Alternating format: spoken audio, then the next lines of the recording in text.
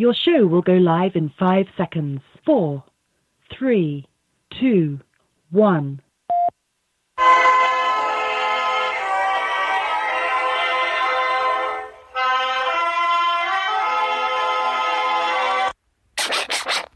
But we have to pass the bill so that you can find out what is in it.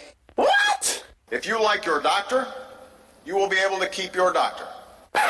What difference at this point does it make? Doesn't make sense.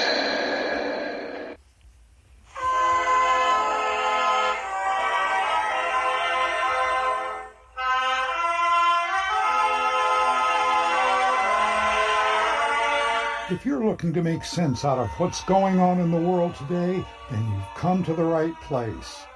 Welcome to Southern Sense Talk Radio with your host, Annie, the Radio Chick-A-Dee, and featuring Curtis C.S. Bennett and the most interesting guests that you'll find anywhere on Internet radio. And you can join the show and let your voice be heard by dialing 917-889-3675. So sit back, relax, and remember, Southern Sense is common sense.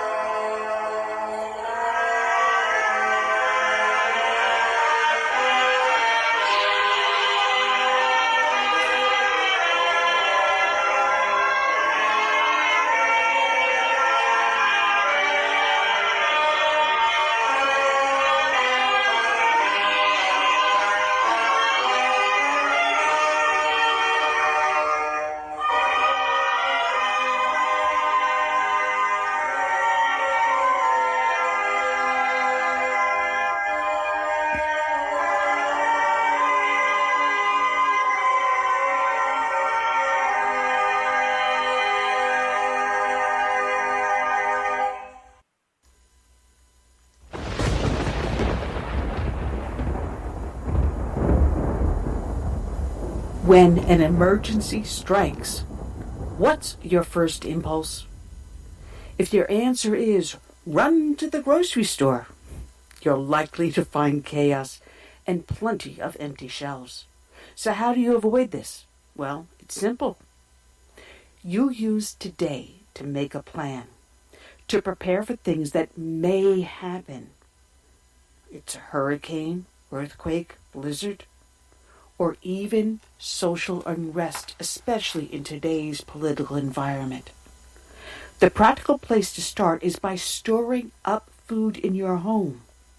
And I use My Patriot Supply for my food storage. If you don't have an emergency food supply, it's time to do so. Here's a great item that makes it really simple. A 2-week food kit that comes in a rugged tote. And it's only $75 when you go to my special website, preparewithsouthernsense.com, or call 888-441-7290. This food kit includes breakfast, lunch, and dinners that will last up to 25 years on your storage shelves. So order now and prepare yourself, and then rest easy. So it's very simple. Just call 888-441-7290 or go to preparewithsouthernsense.com. You know what? Let's make it even more simple than that. You're listening to my show, and it's called Southern Sense, and you know you put a dash in the middle, southern-sense.com, and click on the icon for My Patriot Food. Well, if you want to insist, you can still go to 888-441-7290 or go to my website, Southern Sense, put a dash in the middle, southern-sense.com. Good Friday afternoon. Welcome back to another adventure here on Southern Sense. You're listening live on Blog Talk Radio, SHR Media, Lone Star Daily News, up on iTunes, Stitcher, Spreaker, YouTube, Facebook, and now up on iHeart. I'm your hostess with the mostest, the Radio Chick, Hanny, oh, sorry, Radio Chick-A-Dee. I have to make sure I trademark correct. Along with my guest co-host, Florida State Representative Mike Hill. Good afternoon, Mikey. How are you today? I'm doing great, Hanny. How are you today? Oh, whacking out as normal. You know, the whole world seems upside down. If you've been watching the news lately with the gentleman that was killed in Minneapolis, Minnesota, and the rioting that is going on. I mean, I was sitting there watching it on the news, and my mother was trying to comprehend it. And how do you explain to a woman who's going to be 88 in a month and a half why the world is so upside down? My goodness. I mean, they're destroying their own neighborhood, the places where their family members are employed. Apartments that their family lives in. They're destroying their own neighborhood. It makes no sense. It makes no sense, Annie. I mean, it was a tragedy when we saw the video of that man being killed by the police. I mean, that was terrible. It was horrific. But in no way does it suggest that those who are acting like thugs, setting things on fire, breaking things, stealing things, there is no justification for that simply because that man was killed. It was wrong. It needs to be investigated. And if they are found guilty, they should be charged as such. And whatever the full extent of the law will allow for their punishment, that should be done. But that in no way justifies burning down buildings and breaking windows and stealing things and acting like hoodlums. There's no cause for that at all. No, there's not. And I watched that video, and, you know, me being a retired cop, I'm going, why? Why did he have his knee on the guy's neck? Everything in any police manual tells you that is not what you do. Chokeholds are out, pressing someone down on the neck. I mean, the guy was under control. He was handcuffed. The rule of thumb is if the guy is under control and handcuffed, back off. But that's not what this officer did. So he rightly deserves to face the full justice of the law, not street justice. Yes. Not lynching. Yes. Well, we're going to have a lot to talk about today. We've got some great guests, Mike. Unfortunately, you can only stay with us for the first hour, and I know you have to dash off. But I've got a dear friend of mine, Jim Simpson, who's running for Maryland District number 2 seat for Congress. He's going to be joining us because his primary is coming up this coming Tuesday. So I want people to give him a push. I have a neighbor of mine. He lives across the street from me, actually. So I met him at a funeral of my other neighbor just a couple of months ago, Jon Bebbibgton. He wrote a book called RAWHEAD. It's a very good historical and military novel that actually points out the wages of war and the effect on the soldiers fighting and the people at home. Very interesting book. We've got bobhlee, who was a game and wildlife enforcement officer. He's got 2 great books out telling about the stories of game wardens, and some of these are really scary. And then we're going to stop the end of the show with Dr. Lee Edwards from the Heritage Foundation. So it seems like the GOP is sending me guests to listen to every week, and now the Heritage Foundation is sending me guests every week. I'm getting up there in the world, Mike. You know that? Well, I'll tell you, Annie, well deserved. And you have a great lineup today, and I'm excited to discuss things with your guests. Yeah, and I'm going to push your campaign because you are also running for re-election. Tell people where they can find you and help support your election.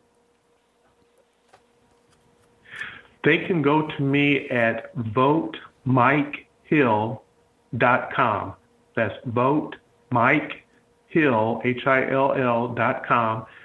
They can learn all about me and my campaign. I am running for office now in Florida State House District 1. And if they would even be so kind and generous to want to donate to my campaign, that would be much appreciated. Absolutely. Now we've got to get Bob Lee on your case because I think he's in your district, I believe. I think he's up in that area. You cover Putnam County? No, I'm up in Escambia County. So I'm farther north and west. I touch the Alabama border. Ooh. You're a panhandle guy. That's right. The most conservative part of the state. At least there's one part left. We pull presidents. Yeah, we pull presidents across the finish line almost every time because we're in a central time zone, and so our polls close an hour later than the rest of the state. And here's the news trying to call Florida, and usually because they're a leftist media, they try to call it for the Democrat, and then the panhandle votes come in, and all of a sudden it goes for the Republican. Well, this is going to be an interesting election season. I think it's going to rival the hanging Chad that's centered around Florida with the Bush and Al Gore. We'll see. I'll tell you, Annie, one thing we have to get a handle on is that ballot harvesting, where an individual will gather a box load of ballots and take it down to the supervisor of elections office, and then we start seeing election results changing. And it always changes to favor the left for some reason.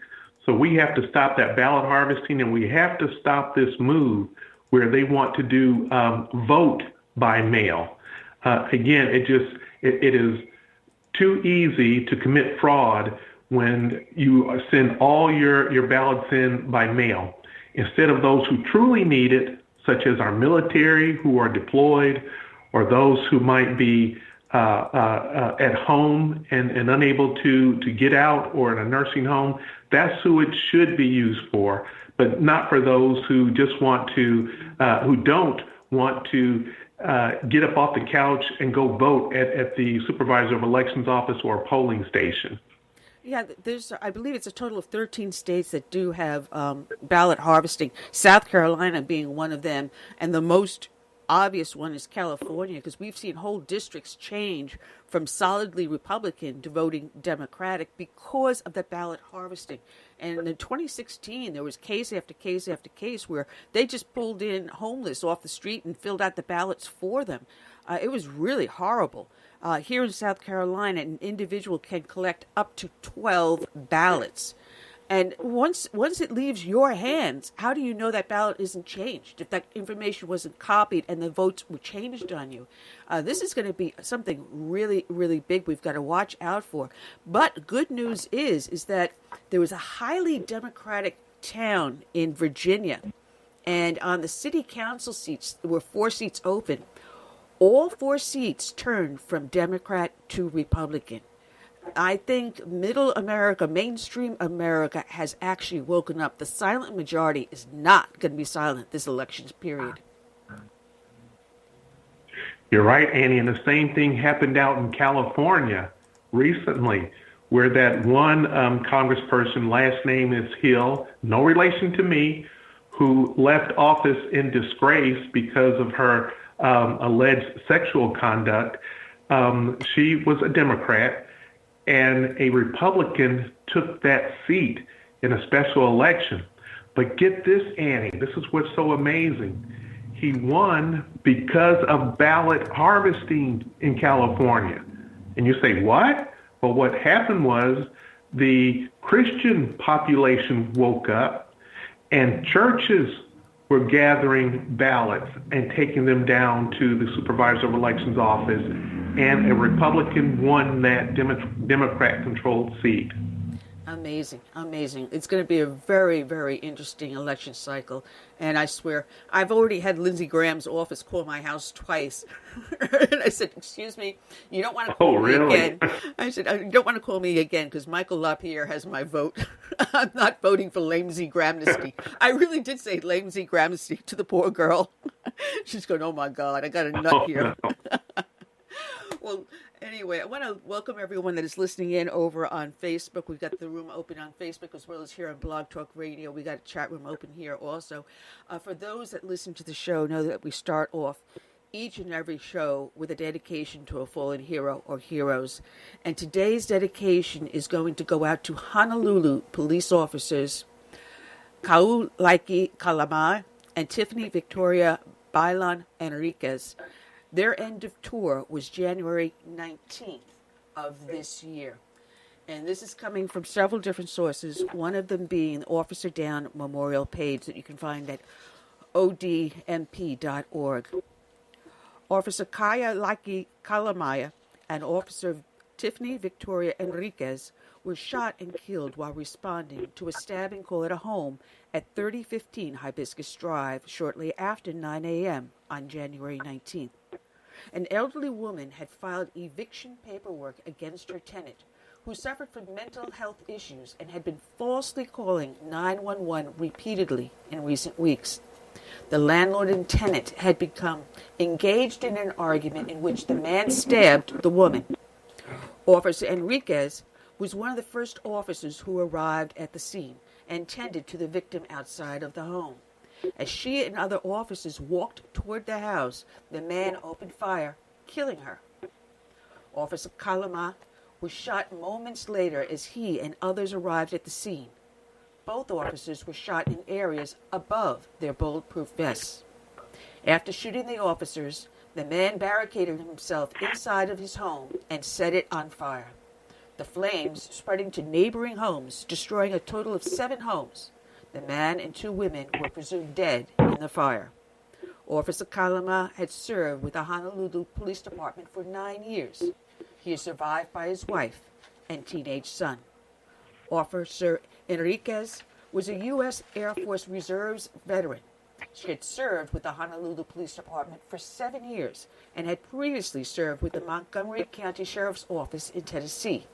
She is survived by 3 daughters and 1 grandson. And this is from Post Guam. A former Guam resident, Tiffany Victoria Enriquez, was one of 2 Honolulu Police Department officers fatally shot on Sunday, January 19th in the morning, in what Honolulu officials called a senseless and selfish act. The police officer working alongside Enriquez was a 9-year veteran of the force, Officer Kailaka Kalama. Tiffany Victoria Bilan graduated from Simon Sanchez High School in 1999 and later married John Andrew Enriquez. She had served as a police officer in Hawaii for 7 years. Former Guam resident and fellow Simon Sanchez High School graduate Jennifer Borja Johnson could barely express her sorrow. As teenagers, she worked with Enriquez at Paris Fitness in 1998, and both moved to Hawaii in mid-2000. She described Enriquez as a vibrant person who always lit up the room. She was just vibrant, very loving, and very caring individual, Johnson said during a brief interview. Johnson said their families were close and their children go to school together. The last conversation she had with Enriquez, she said, was a couple of weeks ago about their daughter's graduation and how they're growing up so fast. She's just gone too soon, Johnson said while fighting back tears. I can't talk right now. I can't. It's hard to talk about her right now. Honolulu Police Chief Susan Ballard, during a press conference, said both officers were parents, and they were the first Honolulu police officers to die in the line of duty since 2012. Jerry J. Hannell, 69, has been identified as the suspect in the killing of the 2 officers and the stabbing of a woman. Hannell allegedly stabbed his landlord around 9:30 a.m., shot the responding officers, and then set fire to the home on Hibiscus Drive, Hawaii. Hawaii News Now and Honolulu Star Advertiser reported. Homeowner Louise Kane was trying to evict Hannell when he became violent and stabbed her. The blaze spread to at least 4 other homes and at least 1 police car, according to Hawaii News Now. Hannell is believed to have died in the fire. Jonathan Burge, a lawyer who represented Hannell in several disputes with neighbors, told the Associated Press he did not consider Hannell violent, but that he was kind of a quirky guy and had problems. Hannell thought that the government was listening in on his phone, Burge said. Burge told the AP that Hannell did handyman work at Kane's house in exchange for living there rent-free, but they had a disagreement when Hannell's dog died and Kane would not let him get another. And this is from KHON2. Friends and family gathered at Sandy Beach to pay tribute to Officer Kayalika Kalama and one of two officers killed in the line of duty responding to a deadly shooting and fire in Diamond Head. The candlelight vigil for Officer Calamar started at 6 p.m. Calamar's family said they chose the spot for the vigil because it was his favorite beach from when he was young. Even back then, his family said, he took pride in making sure that everyone was okay. That's just who he was. He took care of everybody, family, friends. He makes sure everybody was safe, having a good time, said Kiwi Kalama, Officer Kaluki Kalamar's brother. His family and friends said January 19th is a day they will never forget. It was the day when he was 9 years old as a Honolulu police officer. This day 9 years ago as a Honolulu police officer, he put on his uniform and didn't make it home. He heard on the police radio that an officer was in trouble and crossed from East Oahu District to Waikiki District, knowing that he was putting himself in danger, said Grant Pagarian, Officer Calamar's academy classmate. Pagarian said even then, Calamar was looking to protect others. KK had the composure in mind to reassure another officer who was there. He really didn't know that other officer, Pagarian said, but Officer Calamar told him, "Don't worry, bro, I got your back. Don't worry, bro, I got your back." Many showed up along the beach and even on the side of the road to watch as the vigil took place. Helicopters with Honolulu Fire Department and Honolulu Police Department flew overhead to honor Officer Calamar. Even Police Chief Susan Bellar and Mayor Kirk Caldwell attended. Those gathered lit candles and spread flowers into the sea in Officer Calamar's honor. They say he will always be their hero, and they want people to know the kind of man he was. Just everybody to remember him. Remember my cousin was a hero, Kealois Calamar said. 34-year-old Kalaleki Calamar was survived by his wife and teenage son. A spokesman for the family said that there was a private funeral to be held later in March. Today's show is dedicated to these two brave officers. It is also dedicated to all those that serve as first responders, be they law enforcement, firefighters, or emergency services.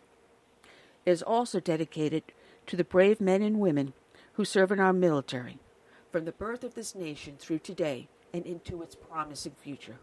We dedicate to them this song by Todd Allen Herndon, "My Name is America." May God bless each and every one.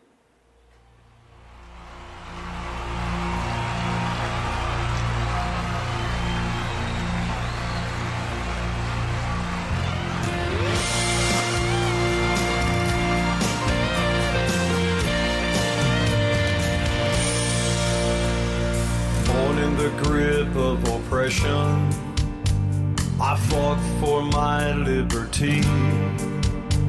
I paid with the blood of my people.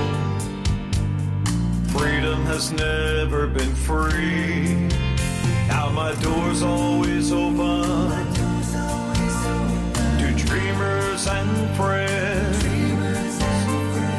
When I'm attacked, I protect and defend. Because my name is America. I stand proud and free. My name is America. Don't tread on me.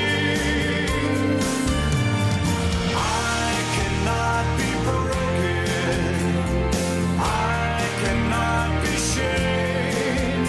If you hurt me, I'll get stronger, and I'll rise up from the flames, and I'll always stand proud and free. I'm America, don't tread on me. America is my name. My strength was not taken from others. Others mothers gave it to me. They believe in the virtues I stand for, my respect for humanity. Now I'm challenged by tyrants who envy my power, but their vicious deeds become my finest hour, because my name is America. I stand proud and free. My name is America. Don't tread on me. I cannot be broken. I cannot be shamed. If you hurt me, I'll get stronger, and I'll rise up from the flames, and I'll always stand proud and free. I'm America, don't tread on me. America is my name. For those who need me, I'll always be here. For those who will harm me, I'll face without fear. But I'll always stand proud and free. I'm America, don't tread on me. I'm America, yes, America is my name.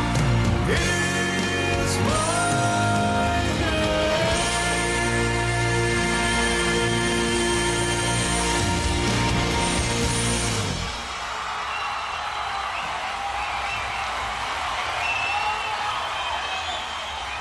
All right, that was Todd Allen Harrington. My name is America, and you can get that at the ToddAllenShow.com. All right. We got waiting for our guest to call in. You're here listening to Southern Sense here on Blog Talk Radio, SHR Media, the Lone Star Daily News, up on iTunes, Stitcher, Spreaker, YouTube, Facebook, and the heck with it. Go to the name of the show, put a hyphen in the middle, southern-sense.com.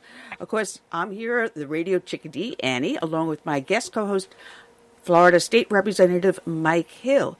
And Mike, we do have our guest in on the line. He's also running for office. He's running for office out of the great state of Maryland, or it once was a great state, and hopefully it will be once again. Let's welcome Mike Jim Simpson onto the show. Good afternoon, Jim. How are you? Hey, Ann. Great to be with you. Thanks for having me. Yeah, it's been a while since we talked. It's been a couple of months. Things get hectic over here. But you're running for Congress. I know. Yeah, we had that conversation. Jeez, I can't believe I've known you now 10 years. Yeah. Can you believe it's been that long? Jeez. Is that it? Oh, my gosh. That's amazing. Yeah. But you're running Wow. for Congress out of Maryland District Number 2, and you got yourself a tough fight. You got a primary coming in on this coming Tuesday. I saw a whole slew of people that are in the Republican primary. Whoa. 7. Only 7? 7 people. Yep. Only 7? Only 7. Not a big deal. Yeah, and it's all in alphabetical order, so I'm the second to the last on the list. So there's all kinds of interesting challenges. You can't go out and meet people face to face. It's not going to be a regular voting. We got a mail-in vote, so most of our communication is by mail or by phone. All kinds of interesting aspects to this race, shall we say? And even the way people can vote is so crazy. I had to call the State Board of Elections and have them walk me through it very slowly and carefully, so I could then put up a blog post and explain it to other people, because it's confusing as hell. Well, I was on your website, which is your name, jimsimpsonforcongress.com, and you do go into a great detail. One thing I noticed on the website, you focused on three main topics. You did put up other issues and put in your answers to questions from the media, but you concentrate on three main issues, which is immigration, crime, and economy. Why those three issues? Well, because I think they're hot-button issues in Maryland and pretty much everywhere. I mean, illegal immigration, refugee resettlement, but especially in Maryland, illegal immigration. It's a sanctuary state. Illegals get in-state tuition for college. They're given preferential treatment over Maryland citizens. They steal Maryland businesses out of citizens' hands because they can start businesses without bothering with all of the, legal regulations and taxes that legal businesses have to pay. They hire a stable of illegal aliens who will work at, sublegal wages. And so it's impossible to compete with them for businesses that have been around for a long time, especially in the trades. And, that's where especially the minority communities in inner cities make a lot of their living. And it's pretty outrageous. You have the black leaders of Baltimore City kowtowing to illegal aliens and opening the door to them, making it impossible for ICE to find them. And now the state attorney general has announced that he will join with others in the effort to prevent ICE from arresting illegal aliens when they go to court for one reason or another. It's just simply outrageous, and they're driving people out of the state. So it's a huge issue. Well, I've been watching Maryland for the last couple of years, and the rise in crime is astounding. And you write about this in your on your website and in your blog, and the numbers are phenomenal. Now, we were talking about the rise of rape, and we're seeing gang members that are illegal alien gang members being arrested multiple times for it. But it's just a revolving door justice. Oh, yeah. Yeah, no, it really is. It's a very criminal-favoring state judicial system and city judicial system. And, there are a lot of people in jail, but a lot of people walk and they get away with literally murder, and then they walk or get light sentences. It's a very victim-hostile system. And, it's really an outrage. The murder rates in Baltimore City compare with murder rates in some third world countries. And they're not doing anything about it. They just keep on proposing the same things. They keep on knuckling down on the police. And, the police force here is not perfect. They're like every place else. But, they can't do their jobs, and they are hundreds of officers short of what they need because nobody wants to work here. So it's criminal what these people are doing, and we have to turn that around. We have to give, Baltimoreans some opportunity, and Marylanders generally, a better system that's more reliable and more friendly towards victims of crime, and get these people off the streets because they're awful. MS-13 is filtering into Baltimore County, where I live, and many other locations. The second largest population of MS-13 in the country, next to California, a fact that the state police a few years ago weren't even aware of when I told them about it. And the Democrat that I'm running against, Dutch Ruppersberger, said in a town hall at one point, when asked what they should do about MS-13, he said, you should open your doors and let them in your house, open your hearts, and, we'll all have kumbaya. I mean, this is the kind of lunacy you get from these people.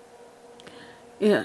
Jim Simpson, this is Mike Hill. I'm a state representative in Florida, and I have a question for you. I read on your website that you're an economist, and so you would understand how an economy works.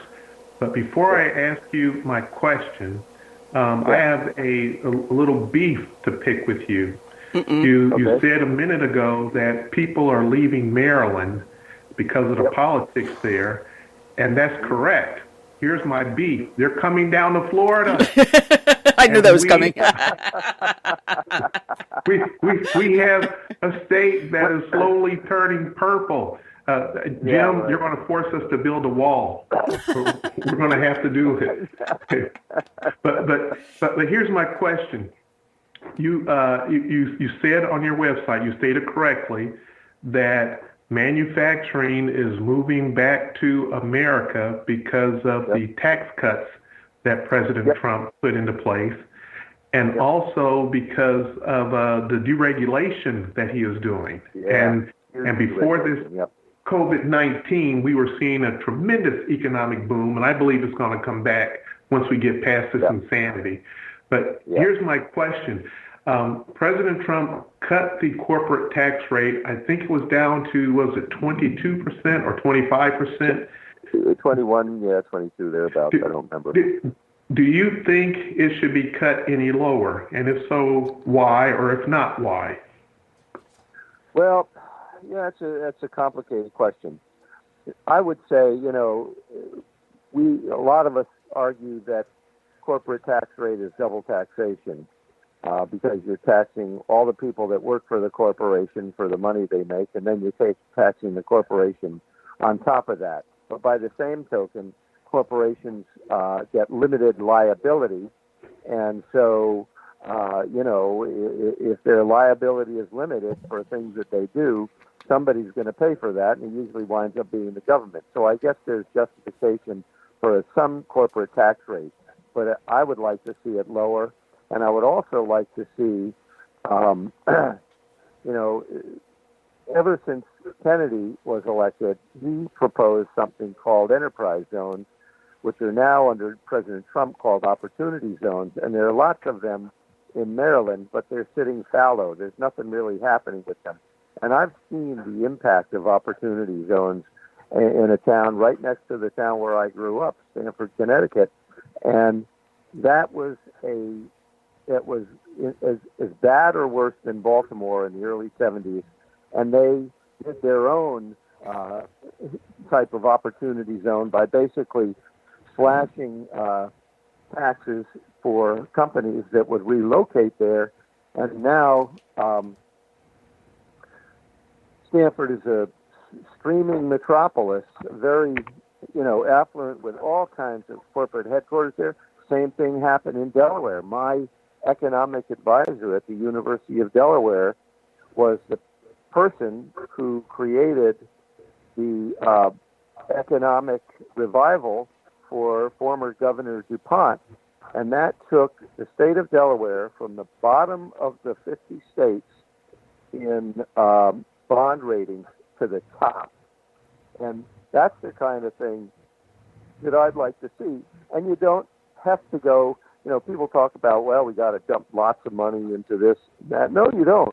All you need to do is offer tax incentives to companies to come in with the promise that they will relocate in these, downtrodden communities and hire directly from the local population. They do that. They get a huge tax cut.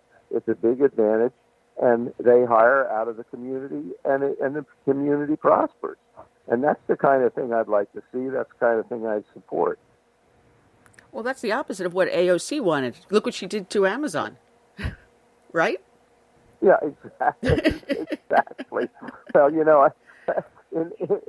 the questions that the Baltimore Sun asked me what my position was on the Green New Deal, I said it was written by a New York bartender with no more understanding of global warming than a clam. That's basically her intellectual level. No insult to clams intended.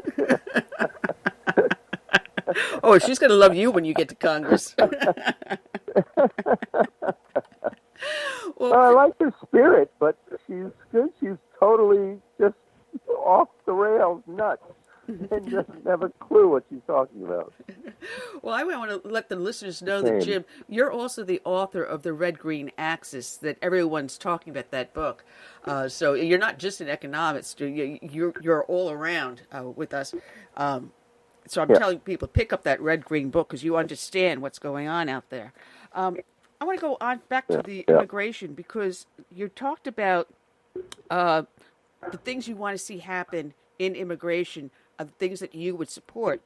And one of them I found interesting is that you said restrict immigration to only those willing to adopt American laws, culture, and values.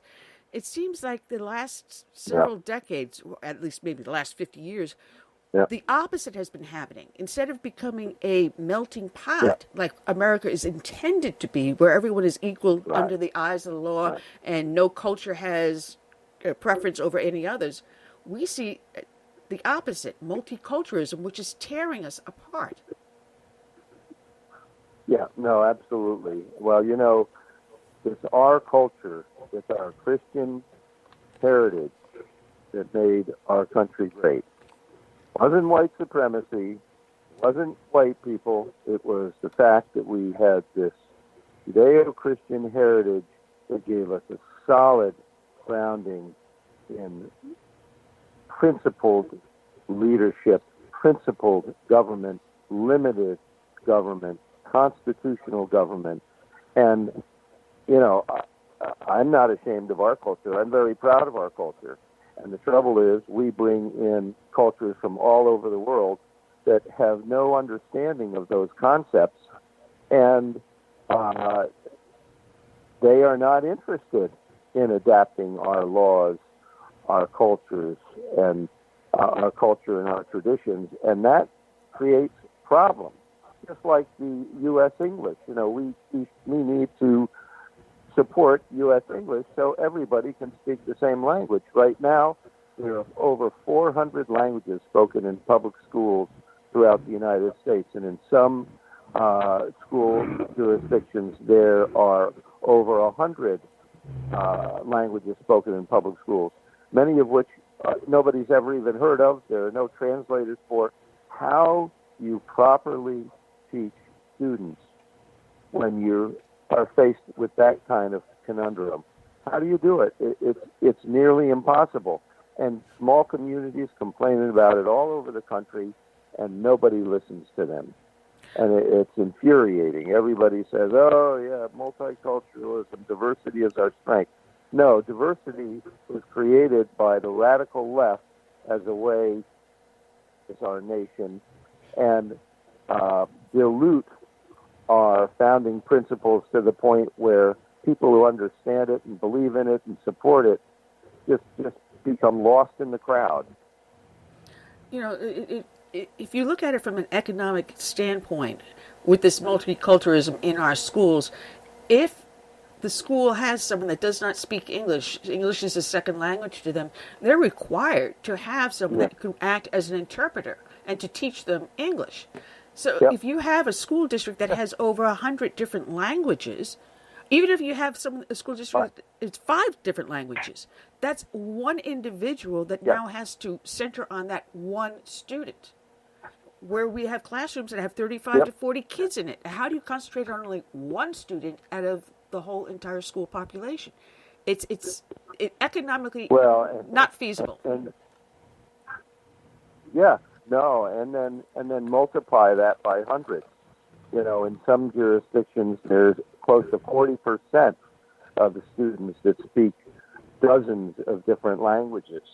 And not only is it an impossible task to educate these people, it's really expensive because you need to hire the translators, you need to hire the teachers, and in that Red-Green Axis book of mine, the Red-Green Axis 2.0, I described some of the added costs that foreign students who don't speak English place on school districts that are already screaming for money. And it raises the cost of those schools 20% or more. And it's just impossible. It's impossible. And Jim, it's outrageous. Yeah. I'm sorry, Jim. Sorry to interrupt you. All right. This is Florida Representative Mike Hill, and in our last legislative session, there was a campaign going on with the Capitol, Tallahassee, and we're presenting a petition to get us to allow students to test or to take the advanced placement test and the ACT, SAT, and so forth in Spanish instead of in English. And I pushed back against that, and this was my rationale why, and I want to get your take on it.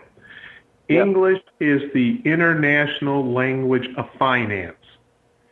And the more proficient you are at speaking English, the more money you make. I don't care if you're an American, Brazilian, South African. The more proficient you are at English, the better and more money you can make. What do you say to that statement? Well, I agree. I mean, that's a practical statement that's true, but I'd go further. By offering it in Spanish, you're really violating the civil rights of every other person that speaks every one of those over 400 languages in this country. You are violating their civil rights. You're really breaking the law because the Civil Rights Act is not supposed to discriminate. And so if you're going to provide tests in Spanish, you should also provide them in Tagalog, in Korean, in Japanese, in Malawi, in Sudanese, in every language that you can name. It's an insult to the many other peoples of different cultures that we have here, that they have to struggle learning English to get the same treatment, but because Hispanics are a large and growing political force in this country, and by the way, Hispanic is not an actual ethnic term. It was something created by the Office of Management and Budget, where I used to work in the 1970s, after lobbying by different Spanish-speaking organizations or Spanish heritage organizations. But you're violating the civil rights of people that speak other languages. They're not getting an equal break.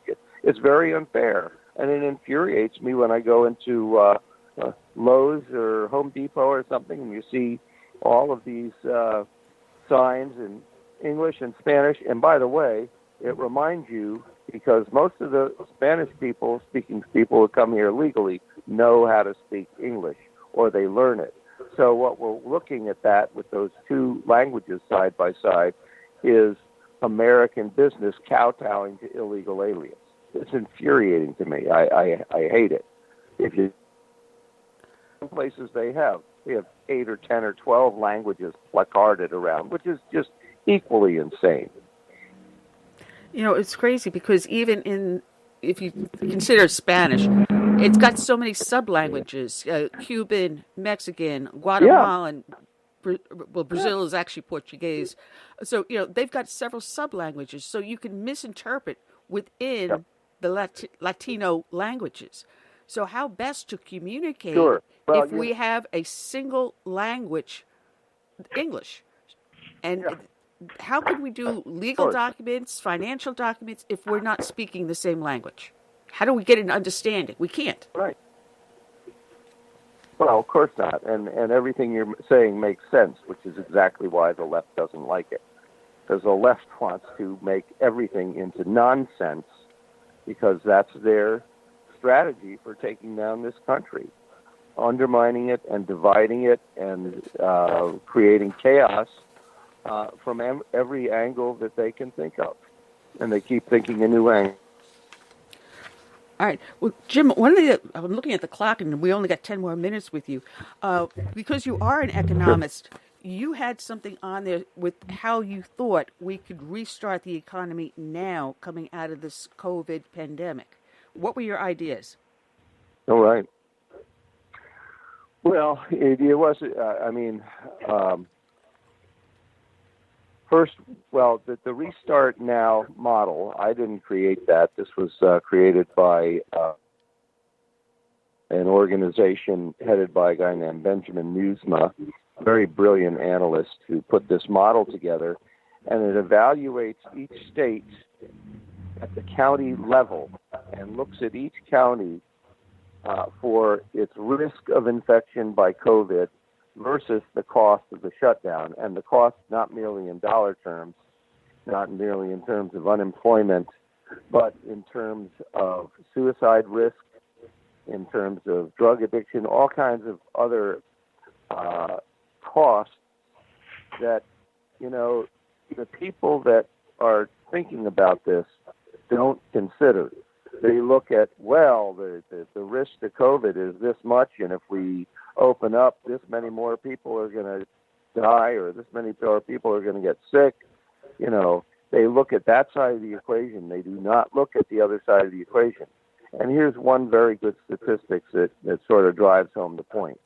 Every month, 150,000 people, according to the CDC, are diagnosed with cancer. Every month. So we've been shut down for about 2 months. How many cancer diagnoses that have gone undiagnosed for those 2 months because you couldn't get these, quote, elective treatments for that time? How many of those cancers have metastasized and have sentenced the people to death? We don't know that, but it's not an insignificant number. How many people are going to commit suicide or already have committed suicide because being thrown out of work is one of the biggest causes of suicide? One report came from Southern California. A doctor said, we've seen more suicides in the last 4 weeks than we saw all of last year. So those are just two examples. And then you go further into the shutdown for businesses. Now, I'm also a businessman. I created from the ground up a successful business and ran it until I finally let it go in 2005 to pursue a writing career full time. And any businessman knows you cannot operate a business at 50% for a year and survive.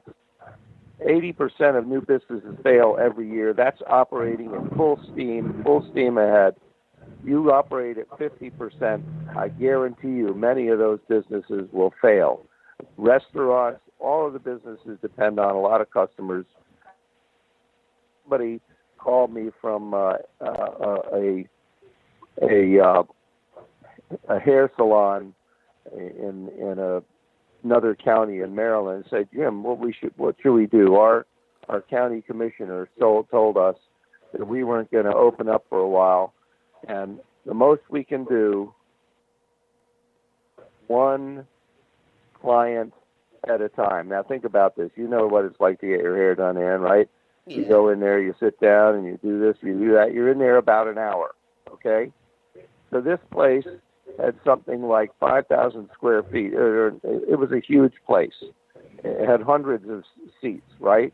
Mm-hmm. He said, how am I going to open up and survive serving one client an hour? You can't. No, you can't.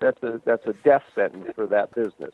And so I told him, I said, look, these people are way outside of their authority when they demand these things. No legal authority. There's no law behind what they're doing, these executive orders to telling people to shut down. And the police are really in most cases, very hesitant to really push it too hard. I told him, just go ahead and open up. And that's what he did. And he's doing whatever he's doing. I'm sure he's keeping social distance and all that other garbage, but he opened up. And it's what they have to do, because if they let this go any longer, there are going to be many more people who die as a result of the shutdown than have died from the COVID. And we can keep the people, almost entirely elderly people, a very small percentage of the population, we can keep them safe and protected, and the rest of us can go back to work and do pretty much whatever the heck we want. And that's my view of it. And I go out there. Somebody wants to shake my hand, I shake his hand. If I had an elderly person living in my house with me, I'd take extra precautions, but I don't. I do not expect to get this disease, and even if I do, it's more important that we open up, because we will literally die as a nation if we stay shut down.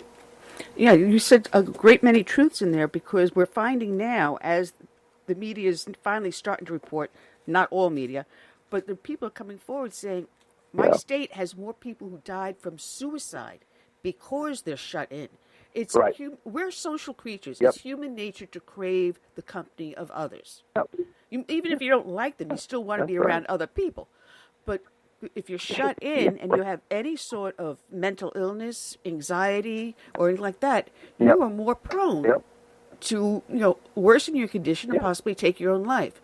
A nurse had posted up on Facebook that the hospital had treated 24 people for COVID, compared to the regular flu, 338. Now, we're not shutting down for the regular flu, but for COVID, 24 versus 338. Yeah. Where is the pandemic?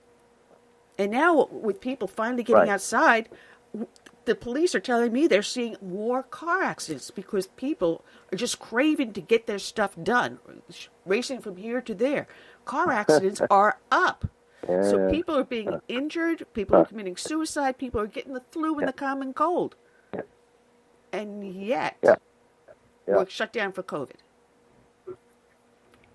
It's nuts out there. It honestly is. Yeah, no, it is. It is. And nobody's looking at that side of the equation. That's what really infuriates me about this. It really infuriates me. Jim, you only have a few minutes left.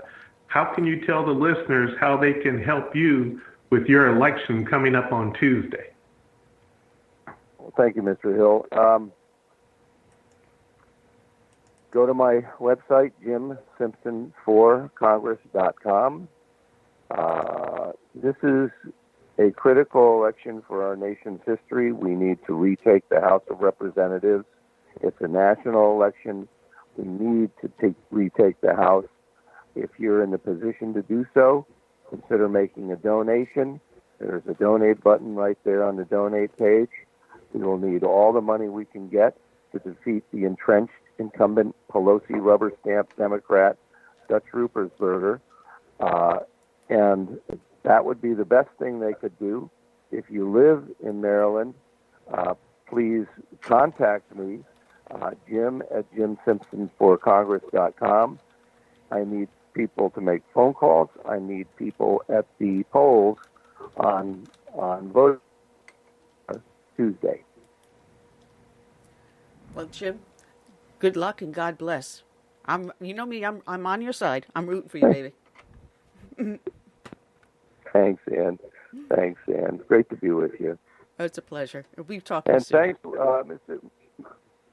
Yeah, okay, thanks. Thanks, both of you. Take care.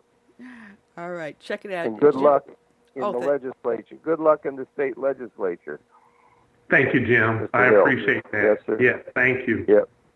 Keep it up. All right. Jim Simpson, check him out. Jim Simpson for Congress, running out of Maryland District Number 2, and endorsed by Governor Bob Ehrlich, who said Jim loves Maryland and can't stand to see what the hard left is doing to it.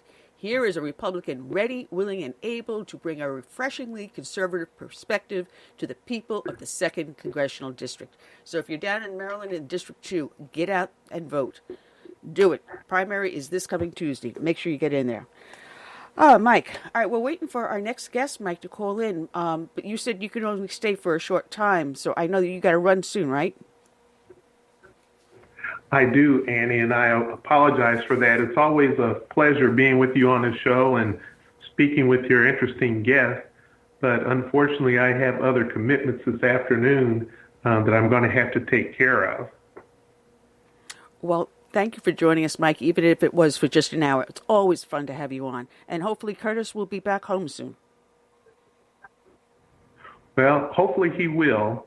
He will be back, and I hope his mother is doing better.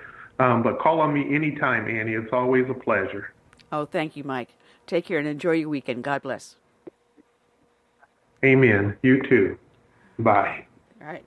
Now, I see some strange phone numbers up in the chat room, and I'm assuming this is our next guest coming in on the phone. All right. This is Southern Sense. I'm your hostess, Annie, the Radio Chick-A-Dee. To whom am I speaking? Is this John? This is John. Ah, John. See, I'm waiting for a... Hello? Yeah, I got you. I was waiting for an 843 number. I didn't expect to see a different phone number out there. You fooled me. Good afternoon. Okay. Good afternoon. All right. So those listening here on Blog Talk Radio, SHR Media, Lone Star Daily News, up in iTunes, Stitcher, Spreaker, YouTube, Facebook, iHeart. Oh, the heck with it. Just go to the name of the show, put a dash in the middle, Southern-Sense. Jon Bebbibgton is the author of a book called RAWHEAD. And he literally does live across the street from me. So I'm plugging a neighbor. Now, John, the book was very, very interesting. And you caught me on just the first chapter. This is a story about your family. What drove you to write this book? Well, growing up, like many families, you hear stories from your grandparents and their siblings about their background and their experiences when they lived. And I had, as a toddler on up, I heard stories about this place called RAWHEAD, which is a farm, name of a farm. It's also the name of an escarpment in west central Cheshire, England. And they were dairy farmers, tenant farmers, and they made Cheshire cheese and produced milk. And there were 9 brothers, 12 kids in that family. I initially heard that 9 of them served in the war, but it turns out only 5 served in the war, and they all came back, which was astonishing. So I just followed up and did more research and came up with this book.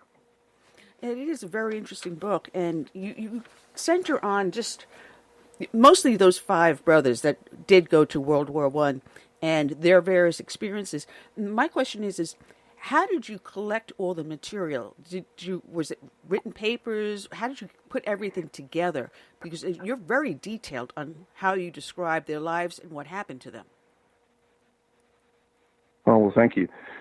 Well, I first started off by writing biographies of each of the main characters, the brothers and sisters within this family.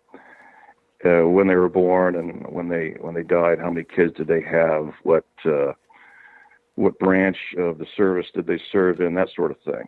And then I started acquiring information on their service records, which proved to be a bit of a challenge. And also their medal cards. It's like an index card where any medals that they received during the war, they were inscribed on this card. And I also acquired a number of rare books from London bookshops, some of them quite expensive, which elaborated on the regiments that they served in and their life in the Cheshire, rural Cheshire countryside, and making cheese, because that's what they did. You centered around pre-World War I, World War I, and pre-World War II. You didn't go into World War II. Are you thinking about doing a sequel to this to follow the family through World War II? Well, I thought about it, and I ran it by my sister, but she said, "Oh, you've already covered RAWHEAD, so write something else." So, I mean, that's the first time somebody's asked about it. I could certainly do it, but the book is really 3 books: their life before World War and the second is their lives in the war, and then life after the war, up through about 1947. But I could write a sequel. That's an idea. Well, you center around the Bebbibgton family, which is your family, the wife and the husband, Mary and Joseph, and the kids. The way that you describe the life, it gives us an appreciation as Americans how fair and equal our society is compared to what they were experiencing, because it was a class system. In England, you're a subject of. You're not an equal status citizen like we have here in the United States. And it's interesting when you show the dynamic in your book between the Bebbibgton family and the Squires. Correct. Yeah, the Squires and the big landowners like the Delameres and the Chumleys and all those elegant names that you hear about, they all lived in these magnificent castles. Some small, some are just grand, like the Chumley Castle in the estate. And they own thousands of acres in the nearby areas, all of which is tenant farmed. And as long as they pay rent, they can stay there. Many were evicted, but if they were good farmers, good dairymen, and women, they were allowed to stay. And but it was definitely a class system. Well, but they, go ahead. No, I was going to say, what is unusual in England and in Europe and a lot of other countries, the idea of personal property ownership is foreign. And here we thrive on it, which helps feed our capitalistic system, so that just about anyone can go from nothing to become extremely wealthy. True. But it's not to say that didn't exist over there. Many of the brothers who lived in my grandfather's family, the Bebbibgton on RAWHEAD, some of them came back from the war and eventually were able to save up enough money to buy their own holdings. That's how they refer to a piece of property or a farm is a holding. So some of them did actually go into farm ownership, and some of them did well. Some of them couldn't make a go of it, and they ended up doing something else, like my grandfather who came to America. So he saw the change from going from this system over to America. But you make a good point. Yeah. I like the way you started the book out with Bertie and Sam on the ship that was being sunk, and how Bertie ended up, with his love for the farm animals, saving a herd of horses. And I liked the way Bertie ran into Max the horse later on in the war. But you bring the reality of war and its cost very raw and very real. Yes. I wanted to jump right into the action immediately up front to capture the reader. And so I'd actually jump from 1910 up to, I believe it's 1915 or 16, whenever Bertie served. And Bertie and another brother were, and Sam, sorry, they actually were in the Army, part of a branch called the Army Service Corps. So they weren't really soldiers. They were animal handlers. They drove oxen and mules and horses, and they took care of the animals. And so they really didn't, many of them, these individuals did fight, but they were raised to take care of animals. And so they were thrust from this peaceful life to taking care of animals in southern England until they got on this boat, the ship. And suddenly they realized very quickly what war was all about. Their ship was torpedoed. The ship went down with most of the animals and many sailors and soldiers on their way out to Salonika. And that event is based on two events, two ships that went down. One was called the Royal Edward, which is a ship that went down during the war. And all of the people on the boats, the ship, were rescued after being from lifeboats, but every animal on that ship went down with it. And that just breaks my heart because I love animals, and I wanted to explore that cost of the war because I read so little of it in history. It was, history speaks about the human cost, but the animal cost was just tremendous. So I explored that.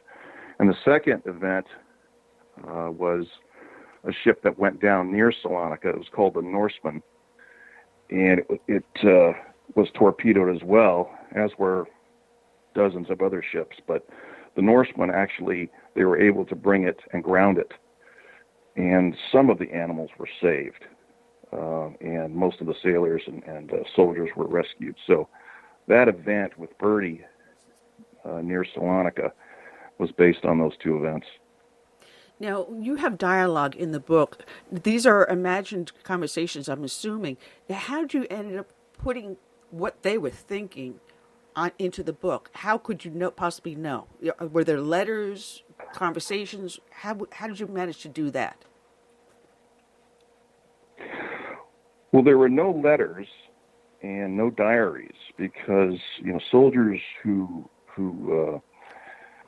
were in the armed forces were, they were not allowed to keep diaries, though many of them did, and their letters were censored, and at least the ones that got through.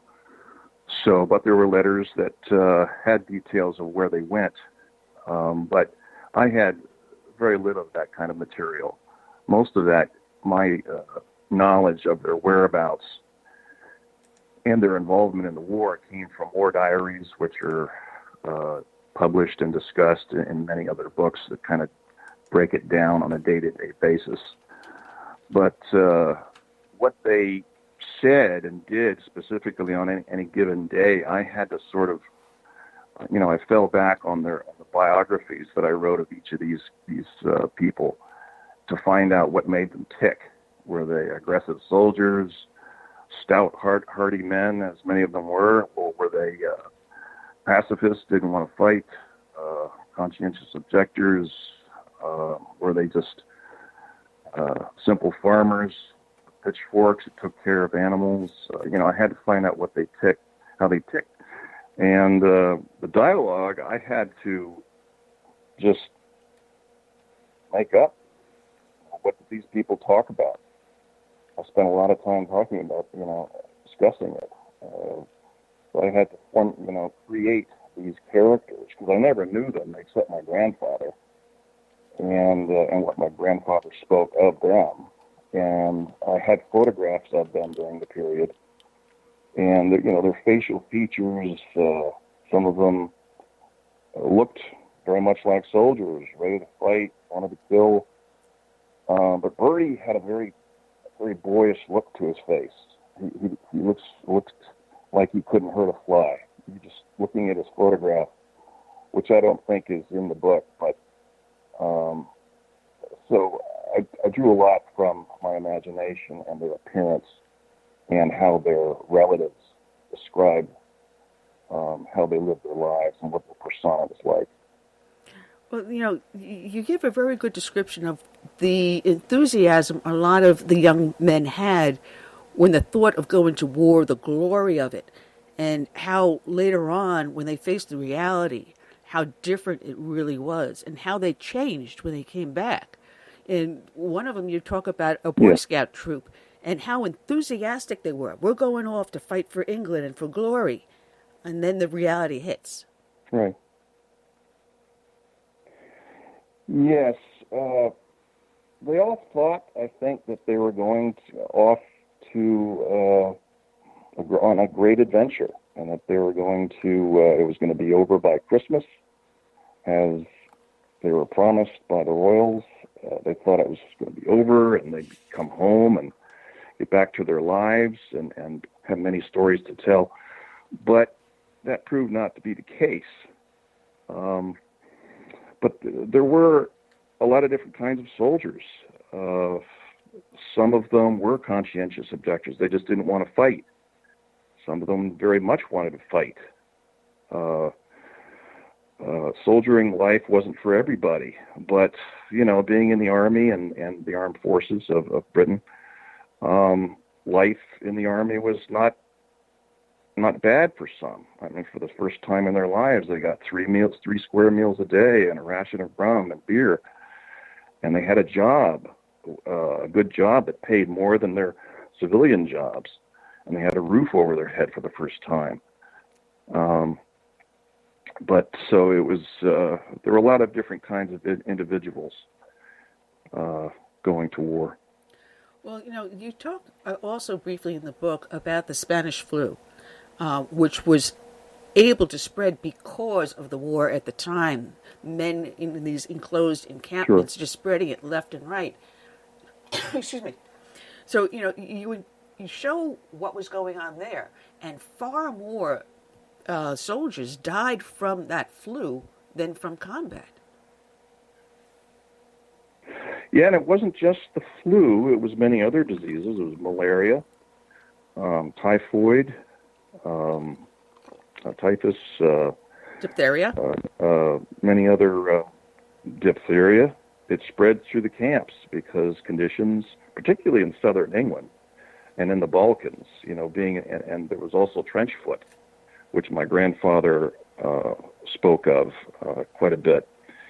And it killed thousands of soldiers who hadn't even seen war yet.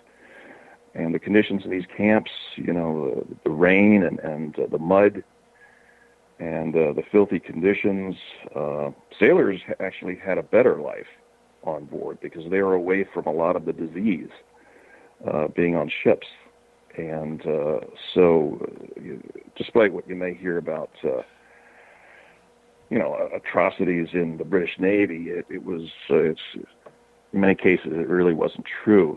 They were actually better off from a health standpoint than soldiers in the field. So, and a lot of soldiers were spared all of these diseases.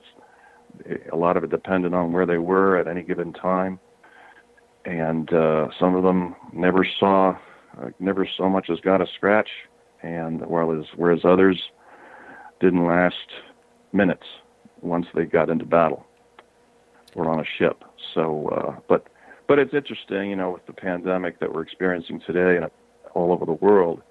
Over 100 years ago, they were battling, diseases of their own. Oh, so. We will always have something we're going to be battling. So it's foolish to think that we'll ever have a single day without any sort of a disease threatening us, whether it's cancer or whether it's the flu, whether it's this COVID virus. It's just the nature of life. So, we have to face that reality. But we've faced far worse than what we are today. What these men went through, what the families had gone through. And you certainly centered a lot of it on the matriarch, Mary, and the type of woman that she is, and how much she sacrificed, and how much she did for the people around her. And then she comes here to the United States and stays with your grandfather, and she becomes a celebrity. Yes, it was, and that's a very true event. She came over in, I believe, in 1936, and she stayed for about 6 months. And she was introduced to the president of the American Legion post in Montclair, New Jersey, and they invited her to come and do a talk to veterans at their Legion Hall. And she spoke of what she knew about the war and was questioned about it. And she was asked by one of the veterans, do you think there's going to be a war in Europe? England seems to be preparing for such a case. And she was a very hopeful, loving person, and she honestly didn't believe there was going to be another war because she had already been through one, a horrible war. And she was fortunate enough to have all her sons come back, but all the Boy Scouts who she knew and who came out and camped on her farm, many of them did not come back. And so it was. It's just she was an extraordinary woman. Yeah, and she was also devastated that the one son who did not go off to war because he was too young ends up losing his life after everyone else returned home safe. Yes, that's the irony of the story. He was killed in a motorcycle accident. He had a little motorcycle, and he fixed up, and he was struck by a lorry, which is, we call it a truck, but it was they call them lorries over there. And so it's the irony of the whole story that these 5 brothers who went to war, and they saw these atrocities and killed men. Some of them killed other men, other soldiers, and were affected forever. They all managed to come back, and yet they lose their youngest in a traffic accident. So it's just one of the ironies of this story. It is. It is a very interesting, and the book moves very fast. The read is very fast, very easy to enjoy. Most people probably can read this in 1 or 2 sittings, which is why I loved it. When I see something that's very well written and it really captures your attention, it's fun to read. And that's why I have fun interviewing authors such as yourself. Well, I appreciate you saying that. I could easily have made it a much longer book, much thicker, and I could have elaborated on many of the storylines, but the publisher suggested I just try to keep it at its current length and to clarify some things, and so that's why it's at the length that it was. And but I spent 14 years writing this off and on, and I tried to. So I did a lot of editing and tried to make it read well and put myself in the place of readers, and so that's why I did some flash forwards, flashbacks, and I wanted to bridge, the British experience with the American experience through my grandfather, because he became an American citizen in 23 or 24, I think. So I spent a lot of time thinking about how I was going to write this and present it, because it very easily could have been a history book, and I didn't think anybody would read it if I just wrote it as a bunch of facts. So I had to really think about what's the story here. There has to be a story. So after I wrote outlines and looked at all the facts and what happened, I formulated. It jumped out at me. There is a story here. It is, and you hit so many different aspects of life during World War I, where even the son-in-law, who married, I believe it was Molly he married, was a conscientious objector. He didn't want to fight, but he felt somehow or other he had to serve, and he became an ambulance chaser. And what these men went through just to help the wounded is absolutely amazing. Yeah, that's a story in and of itself. I mean, Ernest Hemingway drove an ambulance during World War I, as did many folks. But Clarence Harper was an ambulance driver, and he braved many, braved many battles. He was actually my mother's father. I don't explain that in the book, but that is just a fact. And he was gassed. So that's one of the things that they faced. Not just the bullets and the bombs, but the gas. This is chemical warfare. There are 3 different gases used during the war: phosgene, chlorine, and mustard gas. And he was gassed, and he really actually died in the war. But 10 years later, he had so much respiratory damage that he died in the war, and he didn't know it. So, but they were very brave individuals, even though they didn't fight in the trenches, but they drove supply lorries and trucks and drove ambulances and rescued these men from the battlefield. Incidentally, there's a term I use in the book called a basket case, and I thought, well, that term just explains someone who's impaired or confused or something like that, but that's not where that term comes from. The term basket case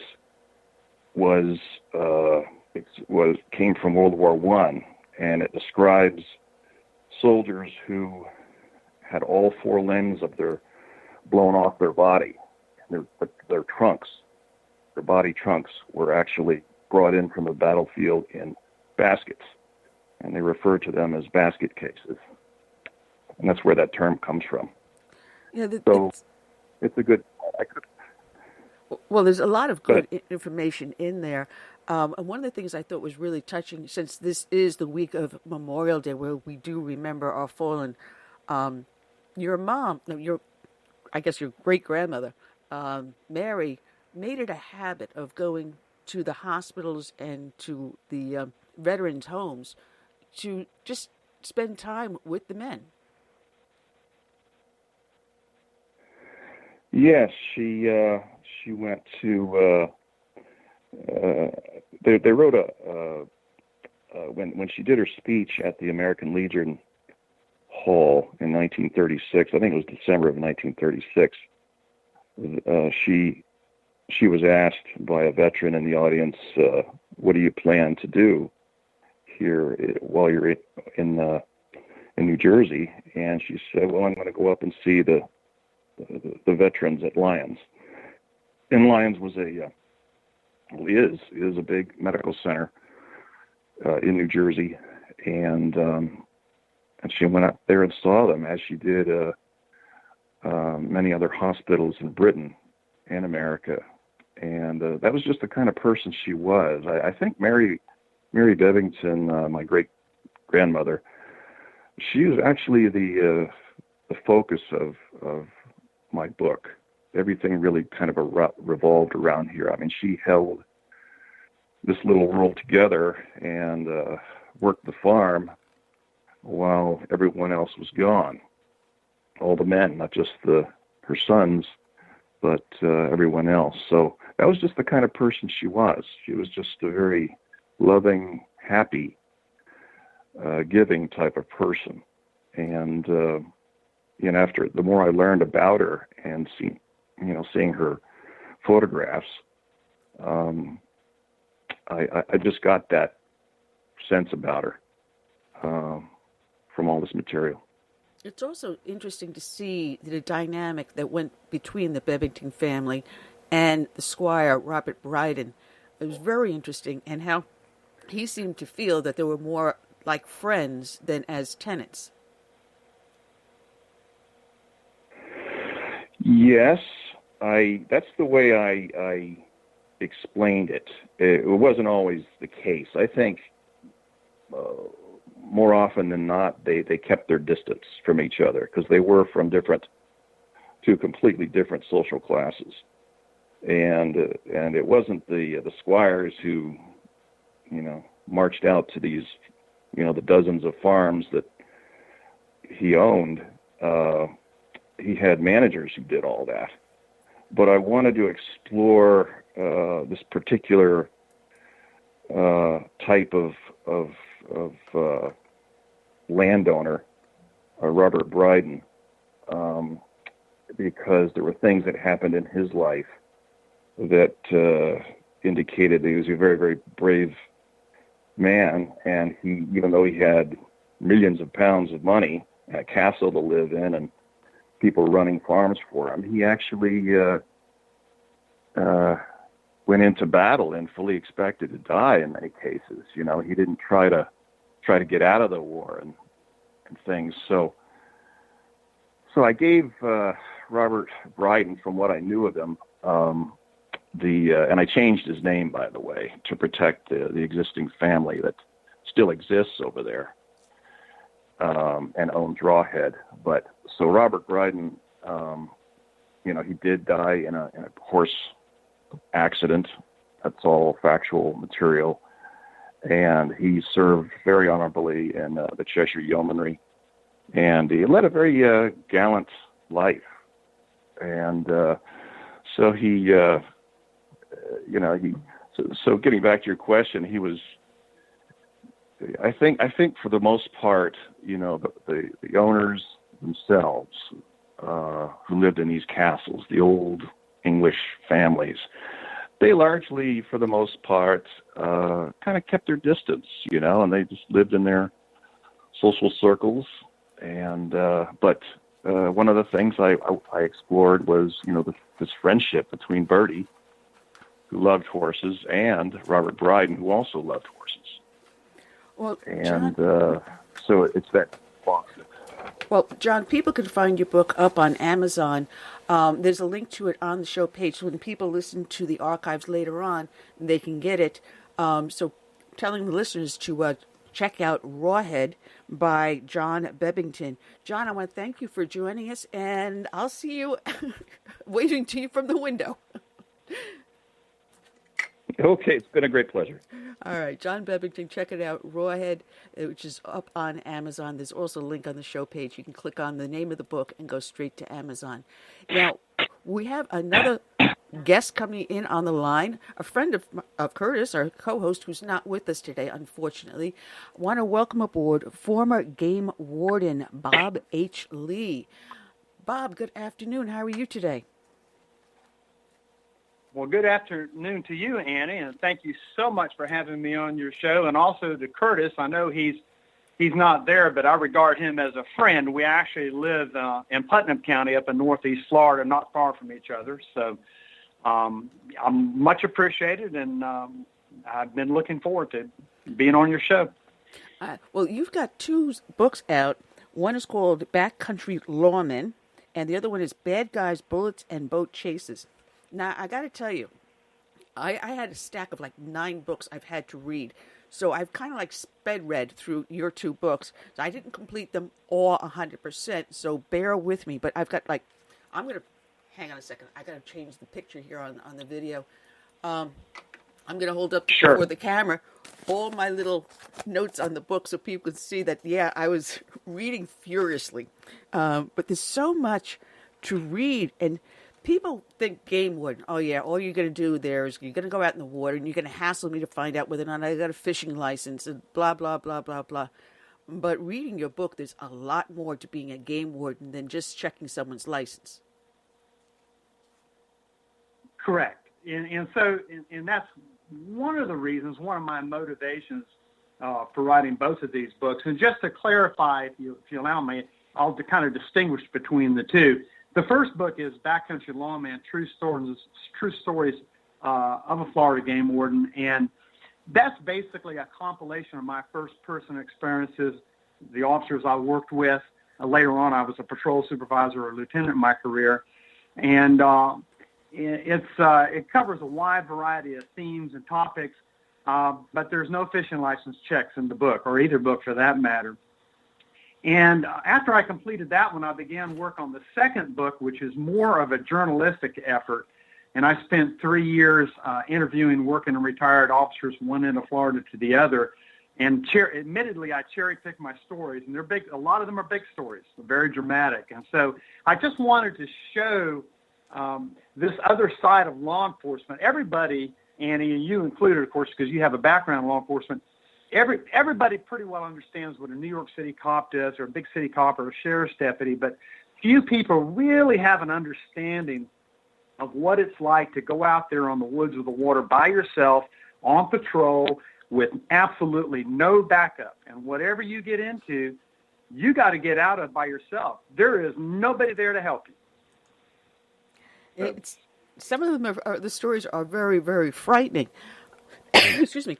And you talk about a lot of the areas that you patrol are dead areas for the radio. So the radio is worth nothing more than hitting someone over the head with it. And believe me, I know the radios because I put a dent in someone's apartment door knocking with the butt of the radio. It got their attention. Right. Well, back then I began, and also let me add that I began my career in 1977, and after 30 years I finished or retired in 2007. But in 77, we were issued what we call handheld radios. I think up in New York they might be called rovers or something like that. But these handheld radios were absolutely worthless. Couldn't get hold of dispatcher. My dispatch was 90 miles from me. And so the only radios that worked most of the time was the radio in the car or the patrol boat. But as you said, we did have these dead zones, and particularly in chapter 3 of my first book, Backcountry Lawman, I had this story. I entitled it Midnight Ride on a 6-gallon gas can. And essentially my patrol boat sinks at midnight and in the Ocklawaha River. Now, for your readers who have not, or excuse me, for your listeners who have not been in the Ocklawaha River, let me just sum it up and make the perfect backdrop for a Tarzan movie. It flows along the northern border of the Ocala National Forest. Nobody lives there. It's a vast swamp. And so when my boat sinks, there I am. Dispatch generally knows I'm out somewhere within a 10-mile area of where I'm at, but they don't really know where I'm at or what's happened. And so I'm left astride this 6-gallon gas can floating out literally through a gauntlet of alligators. And many of these alligators in the creek at that time were well over 13 feet, way up over 800 pounds, because in 1977, the alligators had not been hunted for almost 20 years legally. Now, of course, you always have a little bit of poaching. And the legal season wasn't open until the mid-'80s. So this place, if you turn your light on at night, any straightaway, you'd see 3 or 4 dozen pairs of eyes easily. So it was, that's a sketchy moment to do that. And of course, once you I was fortunate enough to drift down to a primitive landing where there were some fishermen camped and got them to take me up to a payphone about 10 miles away in the little town of Salt Springs, which is kind of like an oasis in the northern part of the Ocala National Forest. So those sorts of things happen, and hey, it's on you. You're there for the ride. And so that's what I like to write about. I like to write about the difficulties that an officer is suddenly thrust into, particularly if they're alone. Now, I have a lot of stories too where there's, a couple of officers together, but even if those 2 officers are together, they are still out there on their own, and they've got to figure it out. So that's why I wanted to show the uniqueness of this job. And let me also add one more thing for your listeners to kind of add a little more perspective. There are roughly 1 million city, state, federal law enforcement officers in the United States, and conventional law enforcement, let's call it that. And there's only about 6,000 certified law enforcement officers in the conservation ranks. That's it for all the states in the United States. So very often these officers are left patrolling millions and millions of acres of federal, state, and private lands all by themselves, or waterways that are very remote. And so anyway, those experiences, that's kind of what I'm keen on for my books. Yeah, it's very, very interesting. Now, you also mentioned in one of the books the history of the Florida Conservation, because it was 2 different agencies that got consolidated into one. That's correct. Yes. So when I began in 1977, I was I hired on to what was then called the Florida Game and Freshwater Fish Commission, and so they were responsible for all wildlife inland, all freshwater, and then our sister agency, if you will, although we were in no way connected, was the Florida Marine Patrol, and they were responsible for all marine wildlife, manatees, saltwater finfish, all the commercial fishing that went with that. And so, and we stayed like that separate until July 1st, 1996, when we merged. And then we became this giant law enforcement agency, which is now known as the Florida Fish and Wildlife Conservation Commission. But what makes it a little bit different, the old Florida Game and Fish was always a little different than the Florida Marine Patrol in that we fell under a constitution. We were kind of autonomous. We made our own laws for fish and wildlife, whereas the Florida Marine Patrol had to go to the legislature to get any laws approved. And that proved to be very problematic because there was a lot of special interest groups, particularly the commercial fishing lobby, that would lobby the legislatures against certain rules for the protection of saltwater finfish. And I'm particularly talking about the gillnets. I don't want to get too complex on it, but anyway, when the merger took place, the Florida Marine Patrol came underneath our constitutional umbrella so that this giant law enforcement agency could now pass laws for the protection of saltwater finfish that did not have to go before the legislature, which was a really good thing. And most of these laws are based on science. Okay, so that was good for the environment. It really was. So now, the area that you patrolled, give us an idea of what size that was. Because did you patrol it all by yourself, or was there someone that you switched with? How did that work? So it's not like you usually have you all would call it a zone in a police department, whereas most officers in Florida are assigned a county. Now, when I began my career in '77, I was a little different. I was a member of what we called a water patrol crew or a river patrol crew, and this particular crew of officers wasn't so much that we worked by county. We worked by the whole. We had a section of the St. Johns River to patrol. Now, the St. Johns River is huge. It's 310 miles in length, and toward the lower end, where it empties into the Atlantic at the seaport city of Jacksonville, it can get up to 2 miles wide. So it's a big river. And the section that I and my other 5 counterparts had were covered maybe 120 miles of the river. And there was a little overlap, Annie, but basically we had our own section, and when we weren't there was nobody patrolling it. And so generally we patrolled best 8 out of 24. And we didn't have a schedule or anything like that. You worked when you knew you needed to work. Because a lot of of what we do, what we enforce, it's seasonal. Let's just start with March. It's turkey season. And then as it warms up, we've got boating season. And then in late summer, you'd have archery season, and then muzzleloader season. And in between, you've got early duck, and then you've got duck season, you got dove season, you got general gun season. And so all of these different seasons need to be worked at different times. And in between that, you've got certain times where poachers are going to target certain species. And for instance, during general gun season, it's a give me that the weekend before it opens, you would want to be working all night looking for fire hunters. Now, that's a colloquial term meant to describe somebody who's going out with a gun and a light and attempt to take a deer unlawfully at night. Because these are cheaters, and they would always try to get out, say, for instance, the week before to kill a good buck before the season opened. So that's just an example of what I mean. You need to be able to be flexible and switch up. You work turkey hunters, now you're getting up at 4 o'clock in the morning. And so there's, a wide variety of times. And so, you got to be very flexible in how you do it. And obviously you need to be dedicated, because that kind of time schedule could be taken advantage of. Let's put it that way. So basically you chose your own hours, and you chose where you're going to patrol. We did then. Correct. We did then. They've gotten away with that now. A lot of the officers are on schedule. There's very few lieutenants that allow their officers to kind of work, 8 out of 24. And if they do, it's kind of the wink of an eye, because there's still a schedule there, like best 12 out of 24 or something. And so we've gone.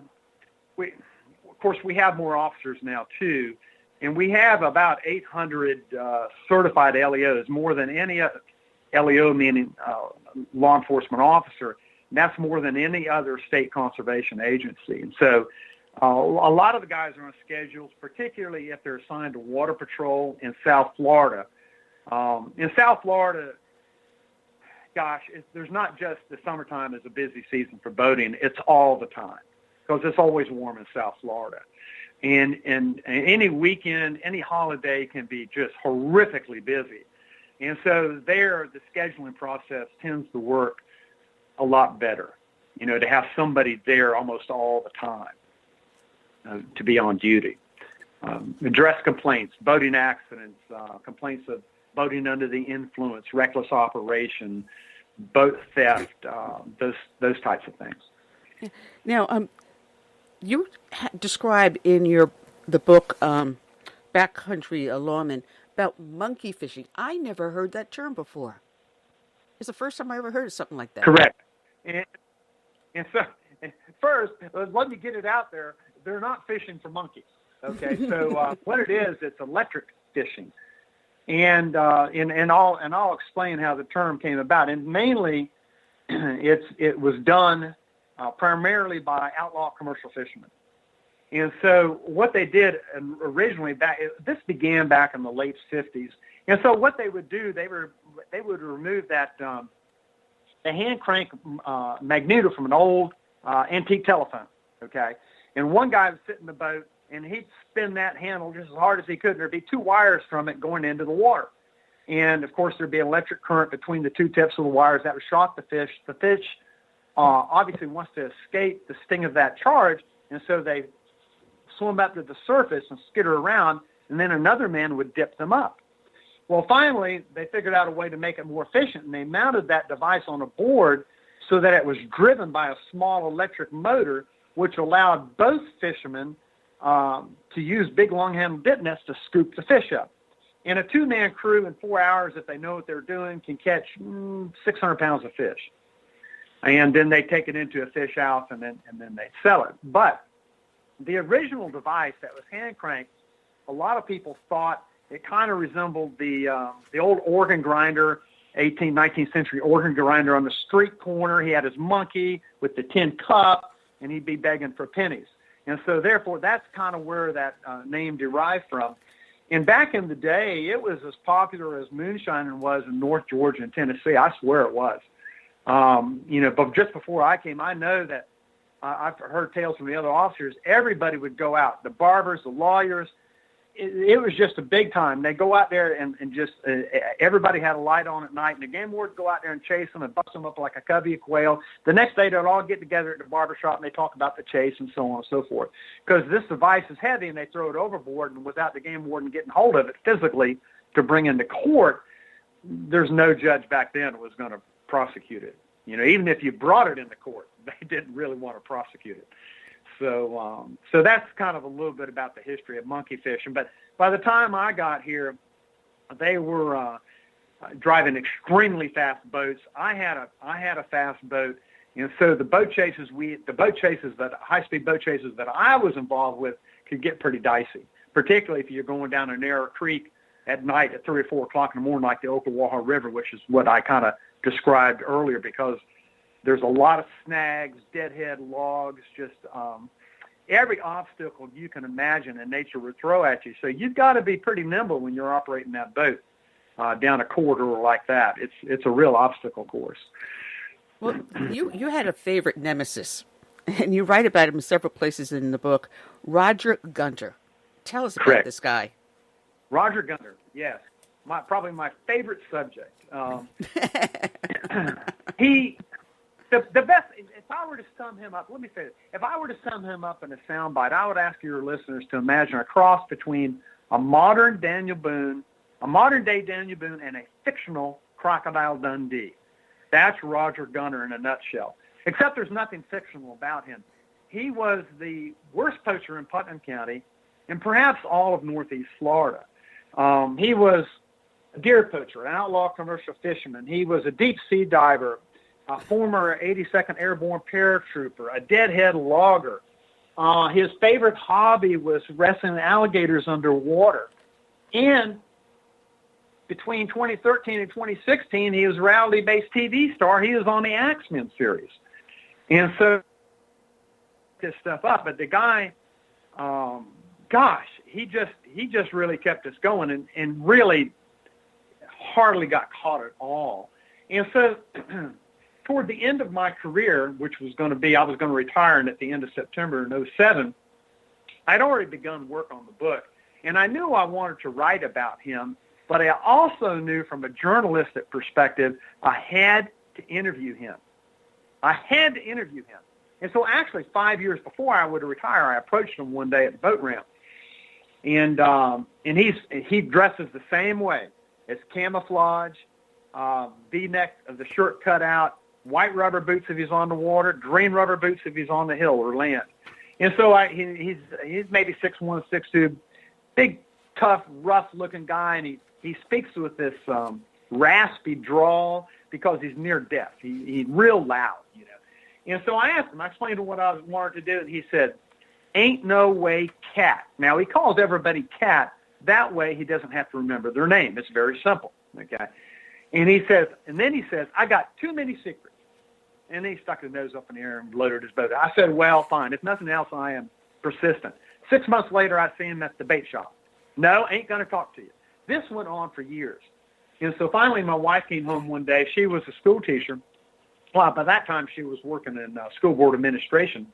And right down the hall from her worked Roger Gunter's wife, Sharon Gunter. And she was an administrative assistant. And so she says, "You know, you need to come up and talk to Sharon." And so I did. And she says, "Here's how it is, Bob." He says, "Roger's grandkids want you to write about him. His kids want you to write about him. I want you to write about him. As it turns out, the only person that didn't want me to write about Roger was Roger." So the short of it is, he finally relented about a month before I retired, about 30 days before. And in a telephone conversation with him, he said, "Okay." He said, "I will talk to you, but only after you've officially retired." I said, "Outstanding." And so then about a month after I retired, I went over to his house, and that led to 4 days of recorded interviews. I transcribed those interviews. I take the nuggets of them, and I weave them into the stories I tell about us mainly trying to catch Roger. And some of them are pretty wild. And the other thing I found out from him, other than I always knew he was just a superb woodsman, because this is how he supported his family. He killed game. He was raised rough. And he killed mainly squirrels and ducks, but later on as he got older, deer. But that's how he fed the family. He was the hunter in the family. But I also found out through the interviews, in the course of the interviews, that he is a real thrill seeker. I mean, he really got off on these boat chases. He loved it. And he always worked by himself when he was a poacher. And not many guys do that. A lot of them, Annie, they need a little company. But when you find somebody that's going out there in the woods or water by themselves, they're in a little separate league. And Roger almost always did that. Of course, one of the reasons he explained to me also in the course of these interviews was that he wanted to keep all the money for himself. He didn't want to split it with anybody. But he was a thrill seeker, and that came out when I talked to him about the 82nd Airborne. And even after he got out of the 82nd Airborne, he competitively parachute jumped for years. And there's some great stories about him parachute jumping too, particularly sometimes the chute didn't open and he had to go to the secondary chute or the reserve chute, I guess. So he's very interesting. He's authentic, and we actually ended up doing some talks together after the book came out. And I would interview him just like a television broadcaster, or you would interview somebody on the radio, Annie. And it worked out great. It was the crowds usually enjoyed him. Well, how did you eventually catch him? We didn't. I never really. Well, I tell you what. Yes, we did. There's the last story in Backcountry Lawman called Burn Marks. I go in there. We caught him, not on a major violation, but we did catch him.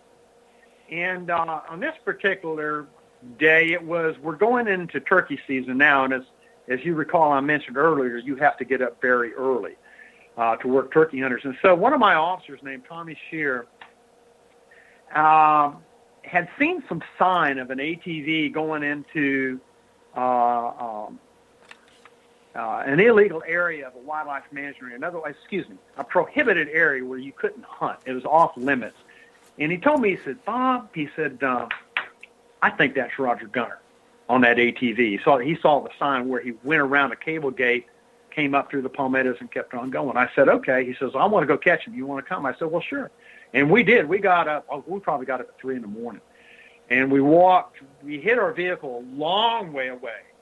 And we made sure we didn't leave any tire sign, because Roger would typically, when he went to park his vehicle, wherever it was going to be, or hide it, he would check the entrances to any two trails, maintenance roads for management areas, anything. He'd check for tire signs, always, before he would go and do his thing. So we were very careful, and we probably walked a mile or two to get to this site. Anyway, get set up before daylight.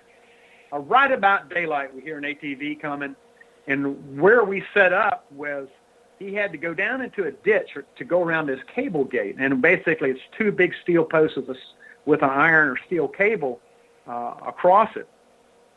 And so we knew he had to slow down, and when he did, when he went down that ditch, I jumped out in front of him, and Thomas Shear was the officer. He jumped out and back, and we caught him up. And he had slung across his chest in a homemade cloth holster, camouflage, was a .223 center fire Thompson pistol. And so what he would have done if he had seen us coming, he would have hooked a thumb under the one strap of that camouflage holster, and he would have just flipped it off into the palmettos, and we would have never known it, never have seen it. And so, but anyway, we ended up capturing him up, and the one thing he told us, he says, "Don't yell at me." He said, "I'll do whatever you want. Don't yell at me." And I think that goes back to the way he was raised. His dad was he was not a good man. He was a mean man. And anyway, so Roger took a beating on what, not just him, but his siblings did too. So he was raised rough. But he complied, and we wrote him a citation or notice to appear in court, and he turned around and went on his way. And so there's an example of what you got to go through to catch him. But he also had a lot of informants, and he also, like he told me during the interviews, he says, "I also put out disinformation for you." In other words, he knew that word, disinformation. He said, I'd have somebody go and tell you where I was going to be, but I'd be 30 miles north of there. And he'd do that all the time. So, and then even if he didn't have an informant, if he thought, he spent 37 years working at the paper mill in Georgia Pacific, which is also kind of odd because he held a real job. And this job, working at the paper mill, last 5 years he was a supervisor, and he was making big money. He was well paid. But to do what he was doing, but still maintain a job and show up to work every day, that's really rare for a poacher. But in any case, I don't know, I've kind of gotten off topic now, but sometimes at the mill, he would know of somebody who was what he called a pimp. He suspected that they were relaying information to us, and so he would just drop some stuff to them intentionally, and again, he'd be 30 miles north. And he's right. He ran us in circles. And but we did have one night that I write about where we had this hell-bent for leather boat chase with him that got pretty sketchy. So, but anyway, so there's a little bit about Roger Gunter. Well, you had mentioned about the midnight ride on the gas can, and you had me squirming in the seat as I was reading that chapter. And here in South Carolina, we got gators here too. And if you live anywhere near a golf course, you can expect to find a gator somewhere around. And my husband used to do home inspections. You just had a fatality up there, didn't you? Yeah, I believe so. You just had a gator fatality, I think. Yeah. Yeah, and there's also in today's... I'm sorry, go ahead. I think in today or tomorrow's newspaper, there's going to be an article about they've pulled a gator out of one of the ponds of one of the golf courses. I think it was something like 11 feet. And after they got it all taped and tied up, tourists were riding on the back of it. So that kind of caused a big ruckus down here. That was one of the dumbest things you can do. Dumbest thing you can do. You don't mess around with the gator. You respect it. There's nothing like a tourist, Andy. But they can, they typically shy from humans. However, on occasion, there'll be an attack, for whatever reason, and it cannot go well. No, it can, because once they get their prey down into the water, you're in their terrain now. Yeah. They rule. You don't walk your dog on the golf course or by the pond, because that's nice, tasty little meat for the gator. It's a nice little morsel. Well, I had one attack up here in a small pond, just like you're talking about. the lady's walking along with the weed eater. Gator jumps out and attacks her. They hate weed eaters, and they don't like lawnmowers much either. And so, but weed eaters makes them crazy for some reason. But yeah, so she didn't get hurt bad, just kind of nipped her a little bit, you know. But so there's another example of unpredictability. But the thing about the alligators, let's talk about them for just a moment more. One of the main reasons, probably 95% of the time we have these attacks, is because they've been fed by humans. Yep. Okay, and once they're fed, they become acclimated to humans, and they anticipate that treat. And if they don't get that treat, problems can happen. And I write about it, the gator attack in my second book, which was really, really bad, where a 3.5-year-old boy was eaten by an alligator down in Volusia County, which is near the east. It's maybe an hour from Kennedy Spaceport, but yeah, that was quite a tale there. In that one, the hero of the book, one of our officers takes part in this story, but the real hero is a guy named Curtis Lucas, who's a professional gator hunter, and he's been a state nuisance trapper with us for probably 25 years. And I interviewed him for this story, and by the time I interviewed him, he had killed over 5,000 alligators. He's as good as you're going to get. And he spent, once this boy was attacked, he spent 14 hours hunting this alligator in a lake that was probably almost 2 miles across. And it's you know, I'm not going to go into everything with it, but after 14 hours, the sun finally rose. He found that gator, and he killed it. And the boy was still in his jaws 14 hours later. And it was quite a feat. I mean, when you talk about hunting and the manner you hunt, and I go into the hunt and some of the techniques he uses. So anybody who is a hunter out there or interested in gator hunting, they might. It's a sad story, admittedly, but it's the saddest story I've ever written. But I wanted to show that side of what we do. It's not all out there just grins and checking fishing license. And just like you all, you work a lot of bad things as a cop. Well, this is part of it, you know. And of course, I'm also trying to send that educational message using this story as an illustration of what can happen if you feed the alligators, because it is believed that this alligator was fed. So there's a little something about alligators. Yeah, I think I remember that item in the news. It caught my eye because the mother was on the shoreline and the kid went in to swim, and she wasn't too far from him. She was not too far from him, but there was nothing she could have done. Well, I interviewed the mother. Now, admittedly, that interview didn't last too long because she became emotional, and you know, I had some qualms about talking to her, but I decided, well, there were certain questions I wanted. I thought the newspaper articles were confusing about the incident, and I wanted to get some clarity, just a little bit of clarity of what was happening before the event, because there are two other children down there with her at this little county park. Lake Ashby Park is the name of it, 64 acres. And anyway, so I got that clarity, but she had just called Adam. The boy's name was Adam, and he was in about calf-deep water, and just called to him to step in to the shoreline when the gator struck. And there's just big shower of spray, and by the time the water droplets had collapsed, he was gone. And so that begins shortly after that, the search begins for the gator and for the boys, because they needed to recover him, obviously.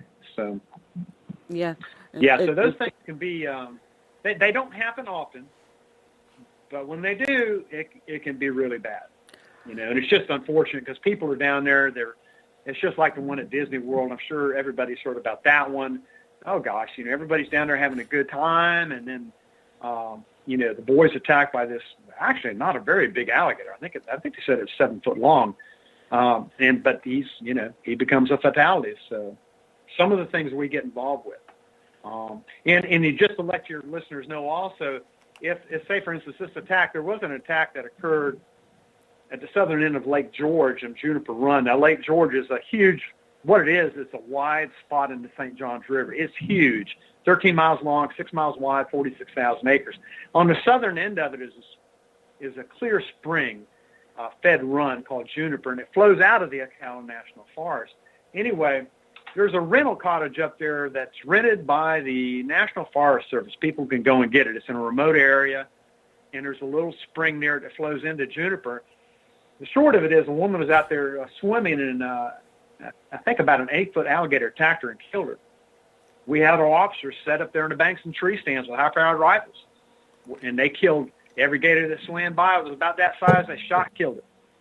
And that's what we try to do to try to eliminate the problem. You know, and sometimes if there's a body part involved that's missing, necropsy can be done. You can open up the stomach and you can verify for sure that that's the gator. But sometimes if there isn't, then you just go in and you kill them all that size. A lot of people don't like to hear that, but I mean, you've got to try to eliminate the problem. And there won't be a lot of them that size, but I mean, you know what I'm saying? That's something you got to do. Yeah. You know, because people think, game warden, it's a nice, safe job, but game wardens have been killed in the line of duty. Yes. And unfortunately in Florida, the best information I've gotten, and I've researched, and I may be wrong, is that we've had more fatalities than any other state. That's not something to brag about. I'm just pointing that out as a matter of fact. Since we talked earlier about the establishment of the old Florida Game and Freshwater Fish Commission, we became a constitutional authority around 1942. And since then, there have been 18 fatalities, and that's going on up into when we became this new super agency on July 1st, 1996. 18 fatalities in the course of that time. But the first fatality occurred in 1905. His name was Guy Bradley, and he worked for the National Audubon Society. He was hired by them, and he was also a part-time deputy with the Monroe County Sheriff's Department out of the Keys, down in that area. And what was going on was his assignment was to go after the plume hunters. At this time in 1905, a lot of the wading birds had been decimated. They were near extinction because of the plume hunters. They killed millions and millions and millions of birds for these fancy feathers in the ladies' hats. And so a lot of the birds, and the ones remaining, were driven down to the very south end of Florida, where it's very remote in the Everglades. And so one day he caught him a plume hunter. Unfortunately for Guy Bradley, that plume hunter had been a Confederate captain in the Civil War and shot and killed him with a .38 revolver on the water. And so that was the first game warden killed in the state of Florida. And actually there's a very good book on it too, published by my publisher, the University Press of Florida. And then about 3 years later, there's another game warden killed in South Florida. Didn't even find his remains. They just found a hat with some hatchet marks in it and some blood where somebody hit him over the head with a hatchet and thrown him over, and they believe the sharks got him. So that kind of began. So that's of course, back then there's no radios. I mean, you are literally the Lone Ranger. And, whatever happens, like I said, gosh, it's up to you to get out of. Yeah, now you talked about a story that I had to laugh about this one guy, Bert, that was running these steel traps, and someone knocked on your front door, told you about it, drew you a map. But you got to explain how the chase ended, what happened, and how it ended. Because I thought it was hysterical. Yeah. I mean, right. Because you're breaking the law doesn't make you smart. Well, exactly. Of course, when you're under pressure, too, as you know, if somebody's running, they kind of get tunnel vision, right? So what happened was, this is early in my career. Oh, it's 9 or 10 o'clock at night. I get a knock on my door, and, of course, I'm going up with a kind of a wary eye. But it's a guy I recognize, and he's got black rubber boots on. He's got camouflage. And the short of it is he'd been out coon hunting, which is legal. And he explained to me, listen, I found some steel traps. Now, steel traps are what we call leg hold traps, and they're used to catch fur bearers with. Fur bearer could be a raccoon, an otter, a possum, and bobcat and so forth. Under certain times of the year, it's legal. Now, it's not legal to use. It's never legal in Florida to use a leg hole trap, which we colloquially will call. We just use the term steel trap. And matter of fact, we were the first state to outlaw it in 1974. Now, in the northern, I'll get to the story in a minute, but in the northern states, it's still a device that's legal up in Canada. And there's actually a lot of people up there that kind of, they live part-time by fur trapping. But here in Florida, it's just way too populated, and it's not a good fit. In any case, so this guy, we'll call him Tom. He draws me a map, and it's a really good map. And I drive my patrol truck down, and I hide it in a state forest nearby so nobody can find it, and walk down there. And I've got a backpack with me. I got a sandwich and a water bottle. I'm planning to stay all day. And I went in the day before and found the traps. And I threw one of the traps, meaning I hit the treadle and to release, the spring to close it up. And the reason why I did that was I wanted the trapper to have to kneel down, put his hands on that trap and set it. Because if he didn't lay his hands on that trap, I didn't have squat. And I raked up around it, too. I took a stick to make it look like a coon has fought his way out of it. Anyway, the first day, I get there before sunrise. This is in the wintertime. And I lay on the ground. I have my raincoat on the ground. I lay there all day. I watch that sun cross the sky. Noon, 1, 2, 3, 4, 5 o'clock in the evening.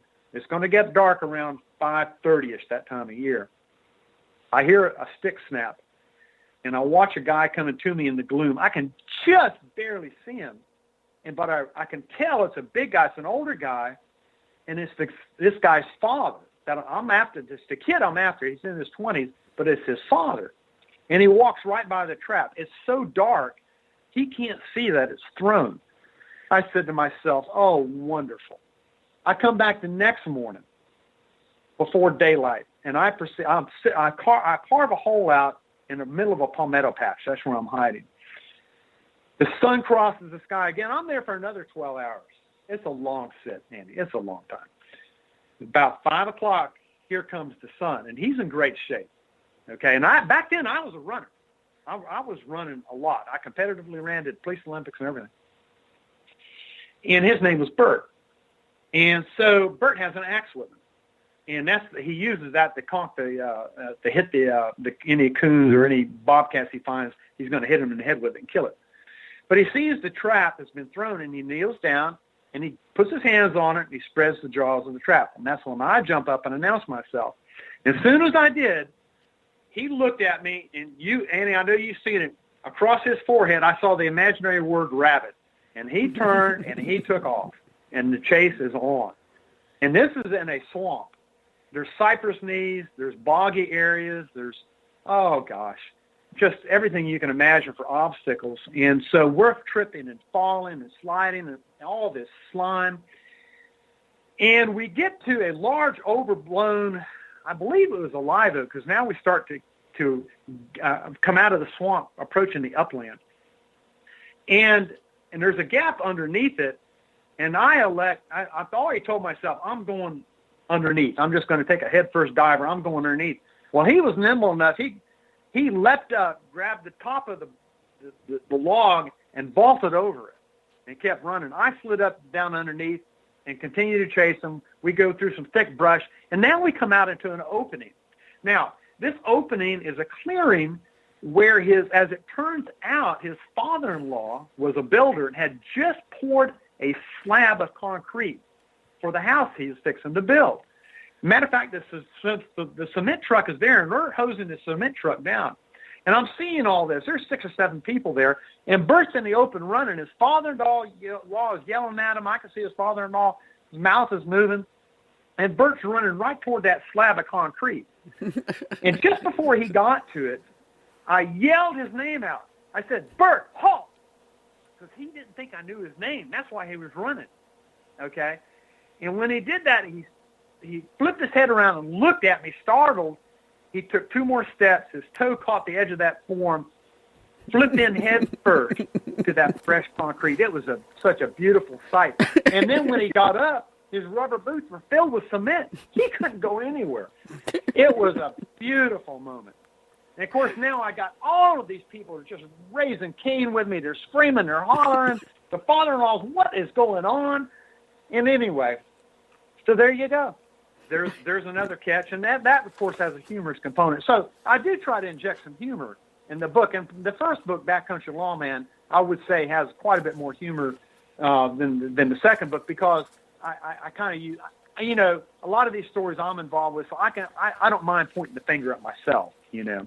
If I'm writing about somebody else, you know, you can't really do that so much. So, but you got some humorous moments, absolutely.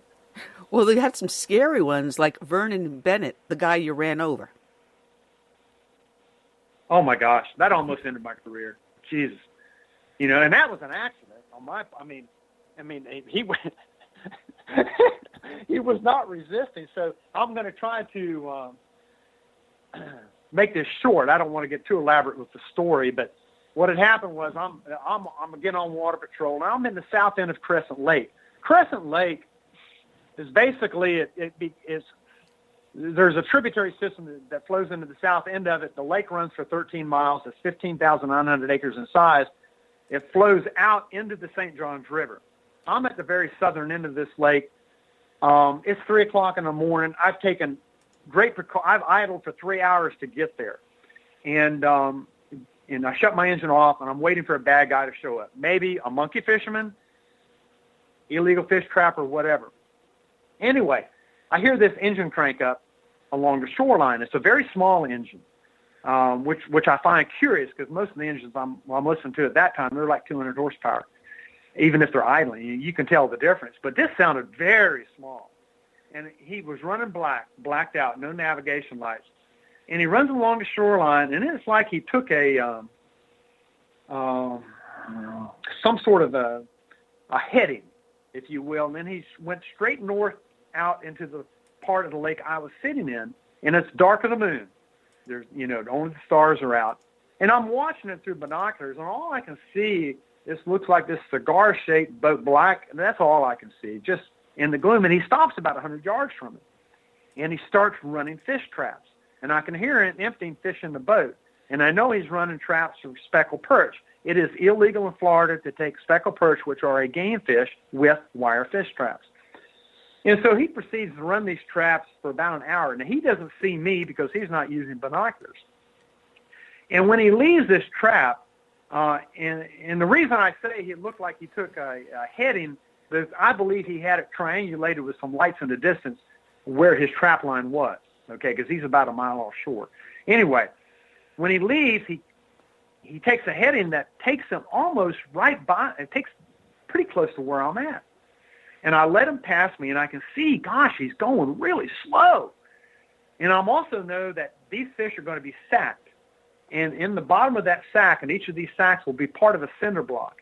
And I know this is part of the game, and I know when I turn my light on, the first thing he's going to do is start chunking bags of fish overboard. And so I obviously want to stop him.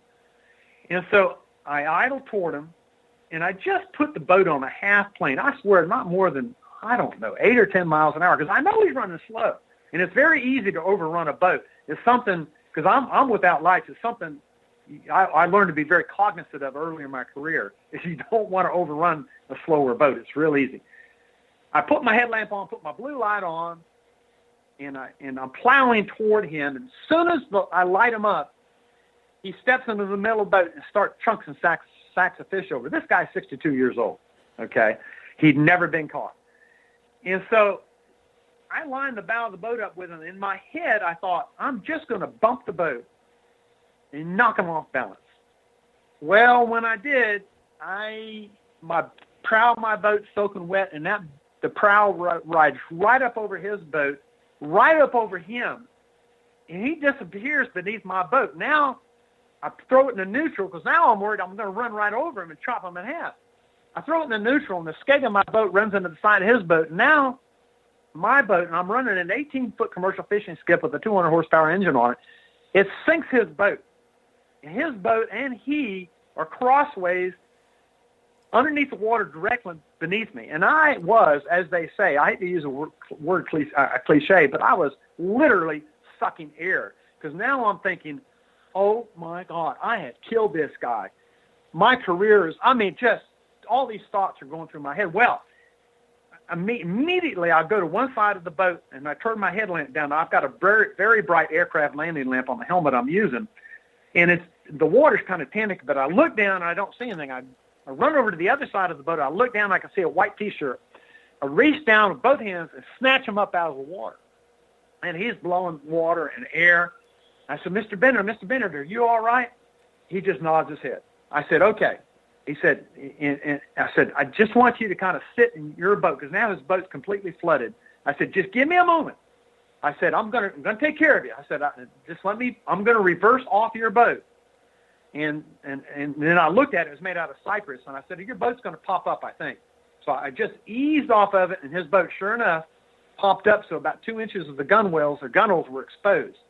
And as soon as I did that, he didn't say a word, Annie, not a word. Calm as can be, he picks up what would be you all or up north would call a snow shovel. He used that for scooping fish, and he starts scooping out water from the boat. Doesn't say a word to me. I said, Mr. Bennett, I said, you put that shovel down. I said, I'll empty your water out. Let me get in there. I'm gonna, So we get his boat emptied of water, and he's just sitting there. He's got a scratch on his head, and by now I've called my supervisor. But my supervisor, obviously, nobody can get to you quick. And so while he's sitting there, finally I got his boat scooped out, and he looked like he was okay. He just wasn't saying anything. Very calm. I think, he'd done this his entire life, Annie, and he'd never been caught. And I think he finally realized, his time was up. And so while I'm sitting there waiting for my supervisor, I tell him, I said, and I threw a marker out. We always carried marker buoys. I threw a marker buoy out as soon as I began to run over his boat just to mark the spot. Anyway, the short of it is I threw a trap drag out a few times and came up with one of the bags of fish, about 65 pounds of speckled birch. Never did recover the others, but that was enough for me to eventually charge him. I needed to charge him with something. But golly, I was very fortunate on that one. So those are some of the things that happen where things go south. And didn't mean for it to happen, but oh man! Needless to say, the commercial fishermen they had in that community they had a little bit to say about that afterwards. So this is a small community. Everybody knows everybody, and gosh, that was the talk of the county for a while. So when I sank my boat, they had a good. That was really good to them too. The commercial fishermen, by the way, they thoroughly enjoyed that. They learned how to sunk my boat and swim out of the river. There's so many good stories in both books. There was one really sad one in Bad Guys, Bullets, and Boat Chases that you start off with. That was the Eastern Airline Flight 401 that crashed in the Everglades there. Yeah. That was really horrific. I forgot about that. And it's funny because at that time, my mother owned a travel agency, so things like that we were very, very attuned to, which I later on became a partner with her. Right. But I do remember the story about the stewardess getting the survivors she could gather together to sing Christmas carols. And it was you guys show up on the scene. Well, not you personally, but, the game wardens show up on the scene because they were the closest there. And they hear Christmas carols being sung in this whole big field of carnage. And you hear Christmas carols. Yeah. Her name was Beverly Raposa. The game warden's name was Gray Leonard. He would, at that time, he was only a 2-month rookie, but he would later go on to become my supervisor for 7 years when I was a river patrol officer. And since then, we've maintained a friendship. But Beverly Raposa, I interviewed her for an hour on the telephone. She's the stewardess you're talking about, very petite. Matter of fact, she told me, she says, Bob, I'm 5'1.5", and the standard back then to be a stewardess was 5'2". So always wore. She was a pretty gal, and she always wore her brunette hair up in what they call a high bouffant. I hope I'm pronouncing it right, so that it would make her look taller. But she was tough. She'd been raised on a 160-acre dairy in Rhode Island, She was the leader of the Girl Scouts, and she told me she was injured. Her back was injured. Her leg was injured. She was cut up. And when she got to that section of the plane where there was another stewardess there with a broken hip, she rallied the troops, and finally they were some of the last to be rescued, because her group was kind of cast off from the main group, if you will. And she had them singing Christmas carols, and Gray Leonard, the officer I write about in that story, can actually remember hearing the Christmas carols being sung, and a Coast Guardman actually told him later that he believed it was a stewardess that had, her passengers that she'd kind of been responsible for doing that, leading them in song. And they started with Rudolph the Red-Nosed Reindeer. But it's an interesting story. That particular angle has never been told. That story's been told many times. 2 books, a couple of movies, a great documentary by Flight 401 by National Geographic is available online as well. And I also interviewed a stewardess who, it's not a stewardess, a man who survived the crash too, Ron Infantino. Unfortunately, his wife was killed in the accident. But yeah, it's a sad story, and also tell toward the end of that story about a rescue that Gray conducted with the Coast Guardman. If it hadn't been for Gray seeing this hole in the wax myrtles, looked like a cannon shot had gone through it, and they investigated that hole and found one of the survivors in there about 50 yards. He had been ejected like a cannonball, flown parallel to the surface of the Everglades, and gone in sideways into this a willow patch that's probably an acre in size. And when Gray saw that sign, and it looked like the size of a culvert, and all the branches were broken off inwards, if you will, and they followed that, and they found him. He had a broken arm, but he tells me, Gray told me in my interview with him that he wasn't certain, but he believed that was the last person rescued just before daylight, from that accident, Flight 401. Oh, it's a heck of a story. There were 176 people on board. It's 101 fatalities, so 75 survived. So. It's amazing. And I tell it from different perspectives. It's not just Gray. I change up scenes. I tell what's happening from Gray's point of view. Then we switch scenes, and I tell what's happening going on in the plane, why the plane crashed, what's going on with Beverly Raposa and Ron Infantino, and then what happens with them after the crash, and what happens with Gray after the crash. So three different points of view I follow in that story. It's a very, very interesting story. The first jumbo jet, by the way, to ever crash, and at the time, the worst airline disaster in the United States. At that time, yeah. At that time. Excuse me. It is excellent books. People can find your books by going to your website, which is actually your name. Very simple. bobhlee.com, correct? Correct. bobhlee.com. I've got the books there with links to Amazon. They can be purchased at all online booksellers. And it used to be able to purchase at all the brick and mortar stores in Florida. However, Barnes & Noble, I don't know if they've opened up yet or not. So, but they can be purchased online. And the easy way, if you want to learn more about me and some of the things that we did with the agency, I was also the lead man tracking instructor for the agency for about 10 years. I've got a tracking page. I've also got a page devoted to Roger Gunter, the poacher.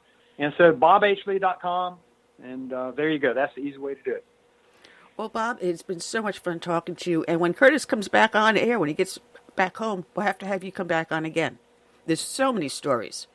Hey, that would be great. Listen, it's been delightful, and I wish you the best. And thank you again, and also Curtis in absence for having me on. I've enjoyed it immensely. Thanks. Take care. God bless. All right. Bye. bobhlee.com. Check out his books. I mean, there's a lot of fun reading. I really had a lot of fun. And to hear it from his side, some of them are really hysterical when you listen to some of the chases and stuff he's gotten into. We're waiting for our last guest to call in, Dr. Lee Edwards from the Heritage Foundation. But while we're waiting for him, excuse me, I got like a tickle in my throat. I'm just pulling up some of my other articles I put aside to talk about, and I unfortunately have no co-host, so I am going solo at this moment. there was an article. This was up where Flag and Cross, that it's confirmed that there are more people dead in California from suicide than the COVID virus.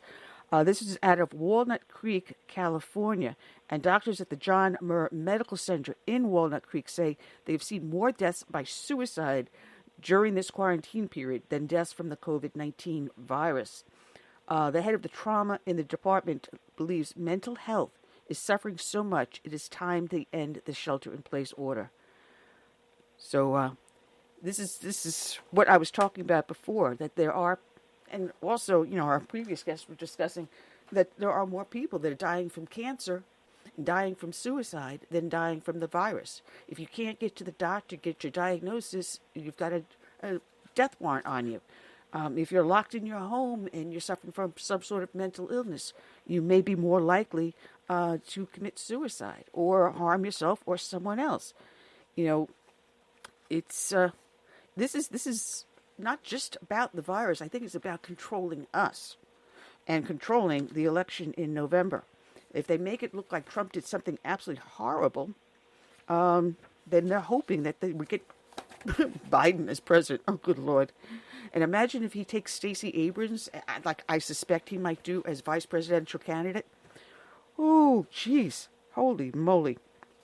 Anyway, there's a new poll that came out just a couple of days ago that shows now Trump is leading Biden in Pennsylvania by 4 points. That is amazing. That is absolutely amazing. So the tide is turning, folks. Let me bring in our next guest, who is waiting patiently on the line. And the latest victim of the show is Dr. Lee Edwards of the Heritage Foundation. Good afternoon, Dr. Edwards. How are you? Good afternoon, Annie. I'm fine. I hope you're well and good down there in South Carolina, I believe. Oh, yeah. Yeah, we're surviving. we're having fun down here. I was looking at your bio that's up on the Heritage Foundation.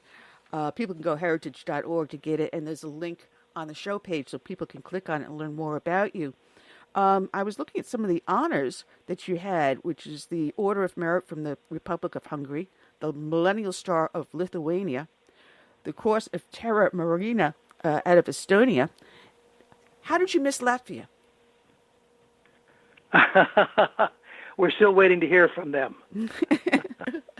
Well, the reason why that caught my eye, if you notice my last name, it happens to be Latvian. My husband, his family were from Latvia. So, right. Yes. I just.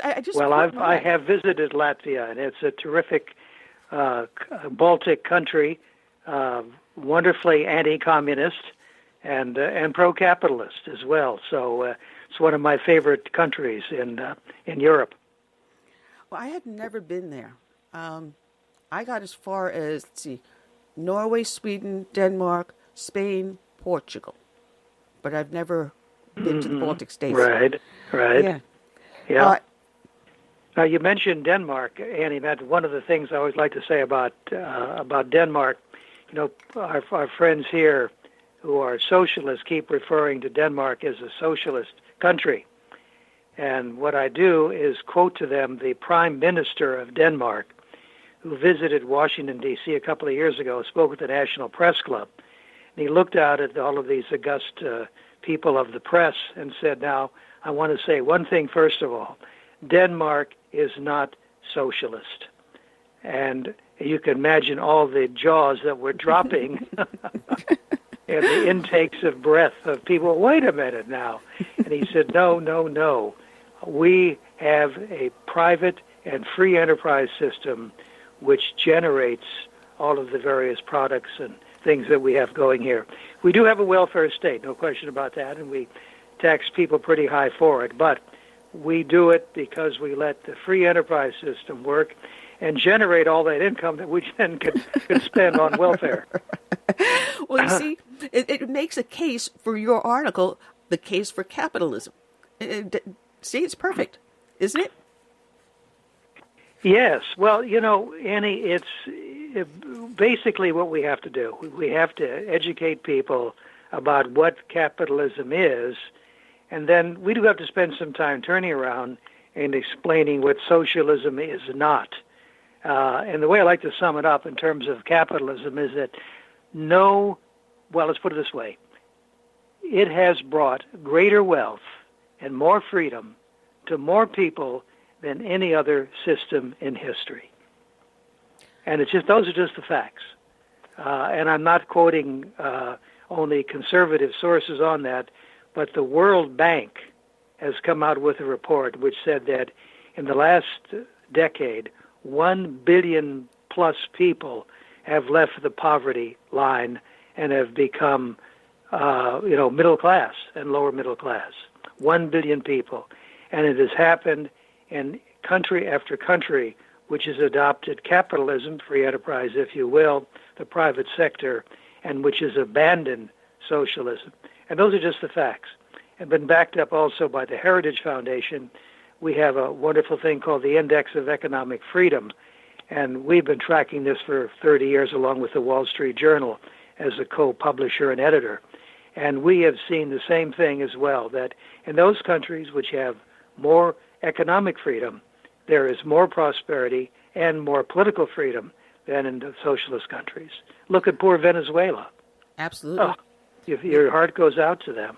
And I had the pleasure of visiting Caracas when it was at the height of its wealth, and it was such a beautiful, beautiful country, and it's such a loss. At the same time, I went to Bogota, and that was where I had the machine gun put in my face by a soldier. So, my goodness! You see the difference in the two countries, and they're right there next to each other, and it was just heartbreaking to see what's going on there now. Anyway, now I just lost my train of thought. If you compare the poorest person here in the United States to other countries, they are far wealthier. And you say, all right, fine, they're living on the street. How do they have wealth? Well, they do have the opportunity to go into shelters. They do have the opportunity to seek help. You don't have that opportunity in other poor countries. If you're dirt poor and you're living in the street, there is no way for you to get yourself up. Well, that's so true, Annie. And that it's true that under capitalism in this country and elsewhere, until the coronavirus came along, the pandemic came along, that the rich were definitely getting richer, but at the same time, the poor were getting richer as well. And if you take a look at all of the various income, not just the cash which a poor person, alleged poor person, is producing, but look at all the other things which they have. The average poor, quote, has a car, air conditioning, the internet, and television. The average poor person in America, as you just said, lives far better than the average middle-class person in most of the world. Well, we have someone in the chat room that pointed out that in the U.S. we have people who are both poor and fat. How many other countries can say that your poor people are fat? Right. It's a good point, right? Right. It is a very good point. Indeed. Oh, man. There's so much to say for, our economic system here. You made a point about, how a person that is considered poor can become rich. One of the other things I noticed, I'm just losing my train of thoughts today. This is what happens when I don't have a co-host. I know. It was income inequality. Where the heck did that idea come from? Who says that if I bust my butt and work super hard in a job, the guy who's sitting in the chair just doing nothing gets to earn the same wage that I get? Where did we accept this thing with a minimum wage? You must pay me a minimum wage even if I really don't do a good job? Instead of paying a person for what they are worth, the value of the person and the value of the work. When did we stop that? In the 70s? Well, yes, I think so. But I also have to keep in mind, Annie, that the socialists have been working on this for well over a century. We can go all the way back to the progressives like a Woodrow Wilson or even Theodore Roosevelt, up through Roosevelt, Franklin Delano Roosevelt, Lyndon Baines Johnson, and Barack Obama, that the socialists and the democratic socialists have been working for 100 years, for a century, to tear down capitalism and to build up socialism. And it's no wonder if you take a look at the attitudes of the young people who say they would rather live under socialism than capitalism, free enterprise, because that's all they know. But if you start asking them certain questions, which we try to do at Heritage and elsewhere, and say, well, one of the first, maybe the first law of socialism under Marx would be to do away with private property. Do you really want to give up your iPhone? Do you really want to give up your iPad? I think that you begin to make them realize just exactly what socialism would mean to them and the way that they can live at the present time.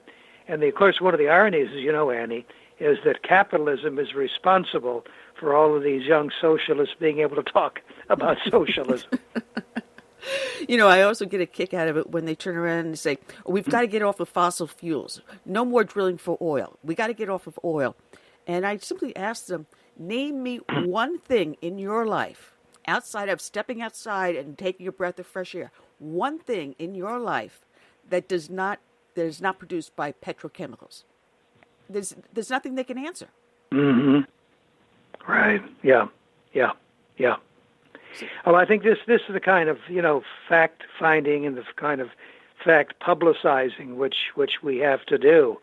In working on this article of mine about the case for capitalism, we looked at 5 metropolitan areas in which there is a majority or a near majority of blacks, everything from Atlanta to Washington, D.C., and so forth.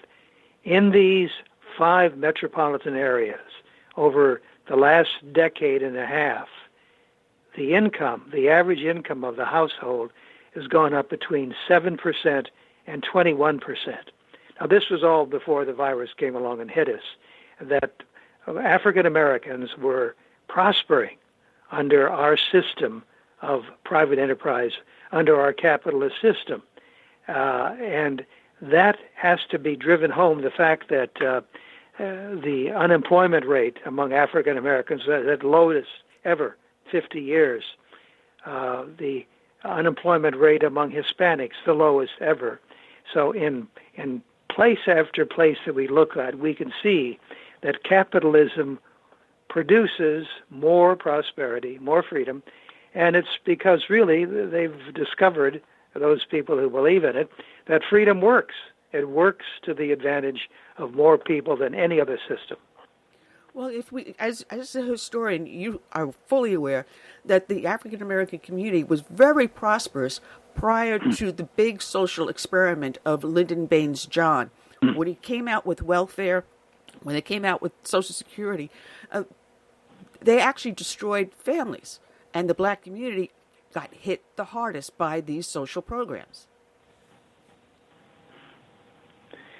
And that certainly is true, and that has been documented, Annie, to chapter and verse by that great economist out at the Hoover Institution, Thomas Sowell, who has written, 10, 20, 30 books looking at various aspects of this and talking precisely and making precisely the point that you've just made, that the family, the African-American family, began to go into decline with the Great Society, with the idea that what we have to do is to give people everything and not require anything back from them in return.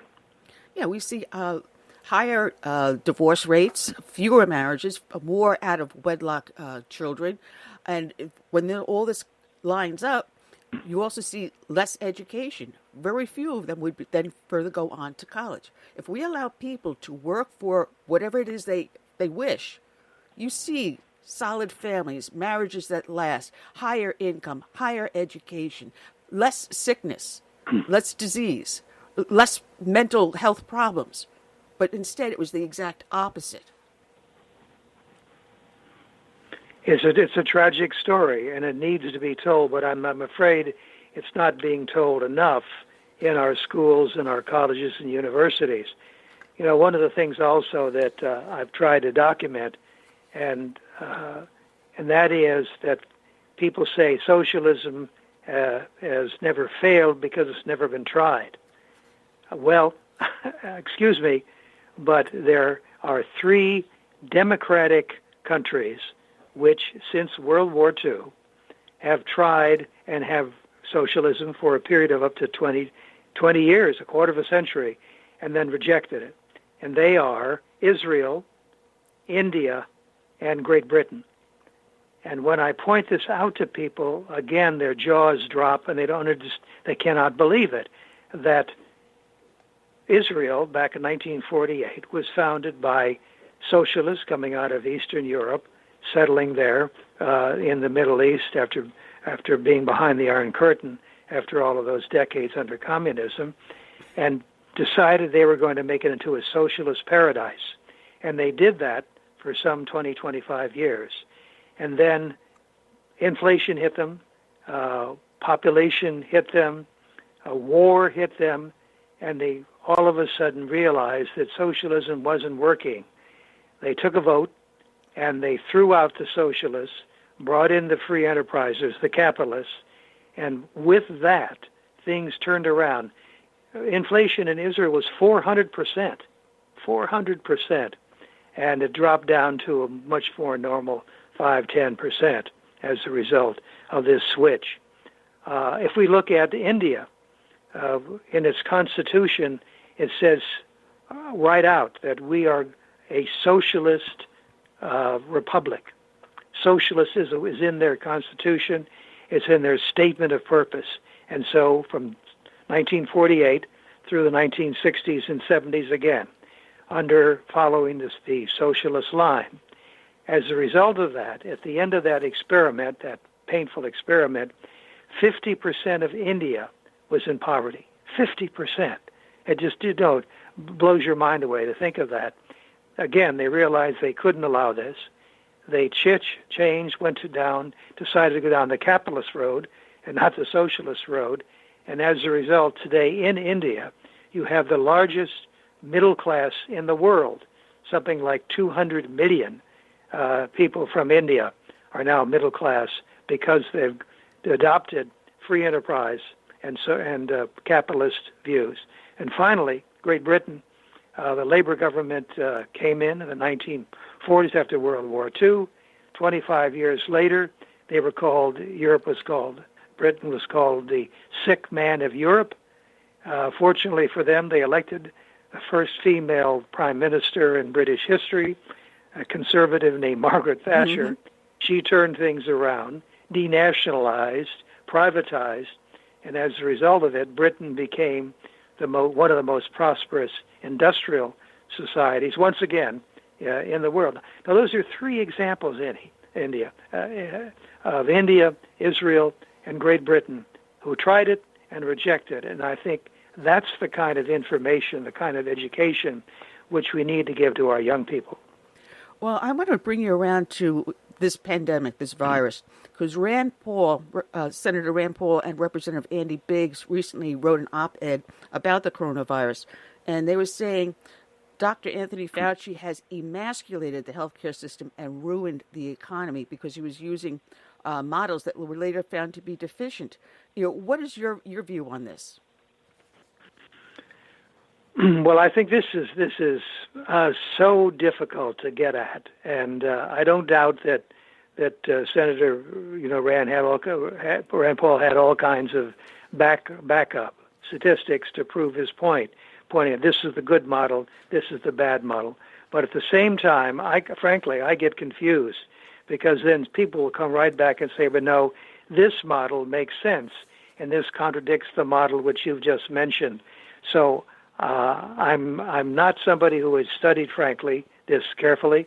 I'm not a statistician, and so I'm a little bit reluctant to get into a discussion about it, although I do think that the senator makes a very good point, and that is if you base what you're saying on the wrong model, you're going to come to the wrong conclusions. And certainly our economy has been emasculated, as you just said, has been hurt, has been damaged, has been injured. But I agree with the president that I think we're on the brink of what may be a remarkable turnaround. Why do I think that? Because the same people who didn't understand the virus, I think, don't understand our free enterprise system, our capitalist system. And if you allow people to get in there and to do that kind of work, which will produce wealth and prosperity, then I think we're going to have an extraordinary turnaround starting in about another maybe 4 months before the end of the year. Well, I know it's been all over the news what's going on in Minnesota, and having worked in Brooklyn back in the 80s, when I got there were still burned out buildings from the riots that happened in the 60s and 70s. So I know how it decimates the economy in local neighborhoods. But we're seeing this happen again. Now, for some reason, just before the election, we get the anarchists to come out and they destroy entire neighborhoods. It happened in Baltimore, Los Angeles, everyone with the Occupy Wall Street group, and now they're doing it again. Do you see this stopping, or do you think it's going to expand more of these anarchies? Well, I think that first of all, one has to condemn the rioting, the destruction which goes on, the total disregard for law and order, and that has to be condemned. At the same time, I think you've seen the same video that I saw of what those policemen did to that one African American, and that is unacceptable. That is definitely something that cannot be allowed to continue. And I think if you sort of put yourself in the attitude of an African American and you see and ask yourself, here we go again, and you'll get a very emotional response, a very irrational response, if you will. And that's terribly unfortunate. And it seems to me that you must begin to bring together these communities and try to arrive at an understanding wherein each side makes a pledge, if you will, that they're not going to engage on the one hand in this kind of wanton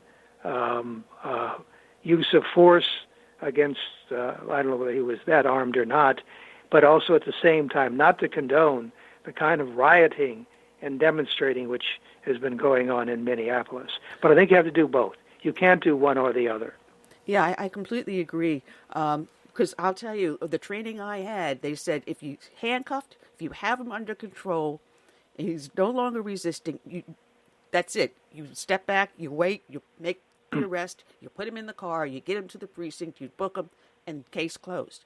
But never, ever, ever in any training did they have you using a chokehold or doing anything putting pressure on the neck to prevent a person from breathing. And if the person isn't in distress, you also have to take care of that person if they are in distress. What that officer did was everything opposite of what we are trained to do. And I will condemn him honestly. And I will let the courts decide. Let it go to the courts. Let it go legally.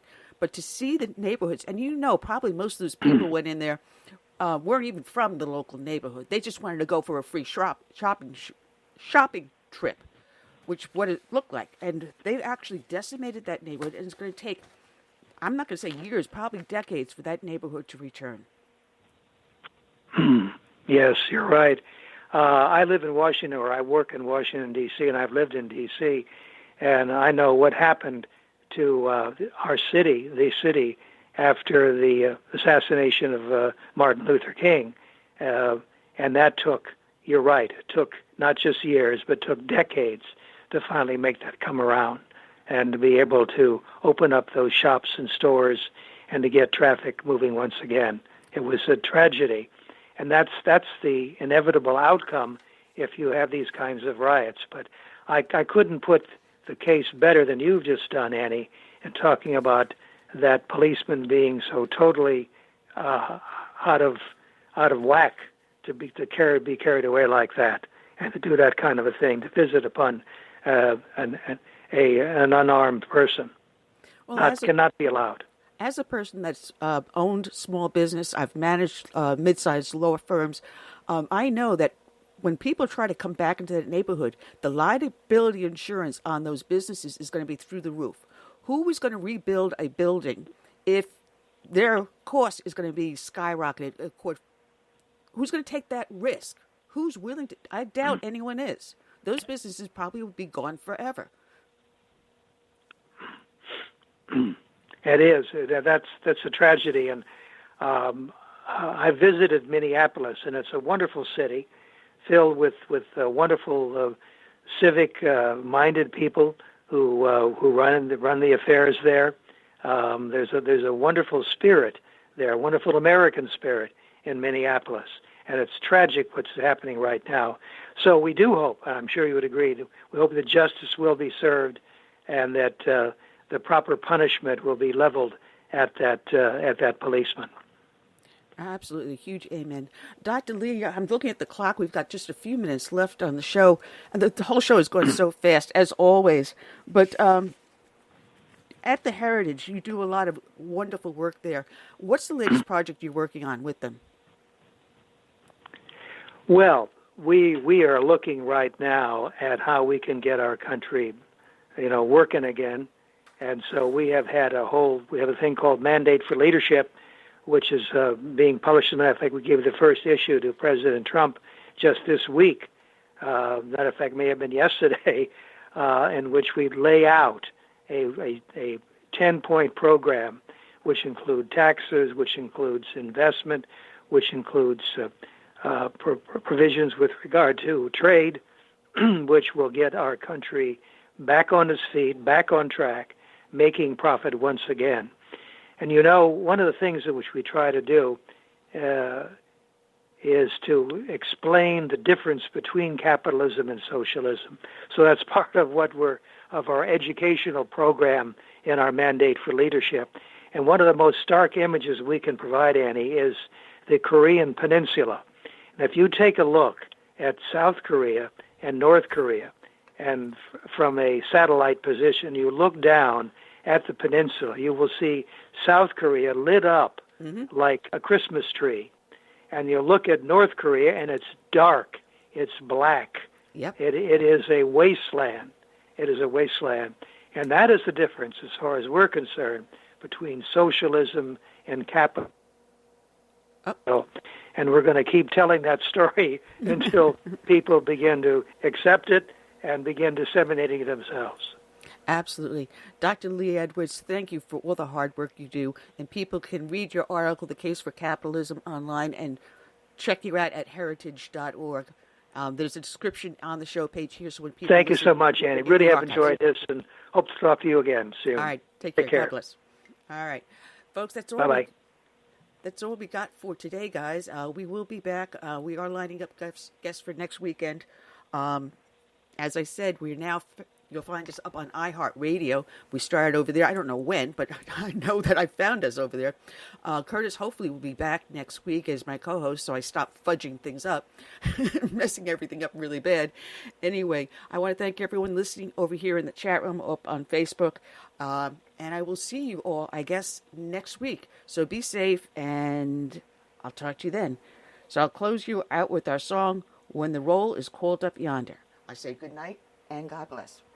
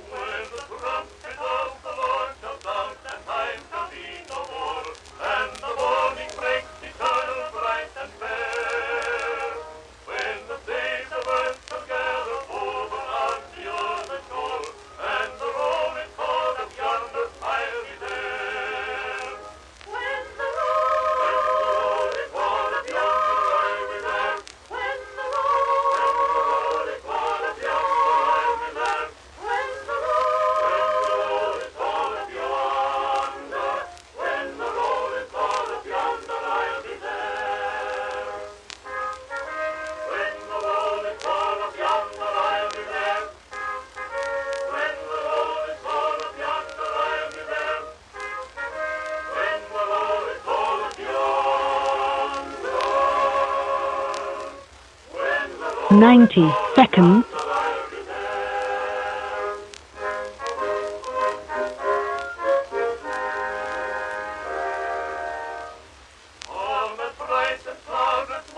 When the dead in Christ arise, and the glory of his resurrection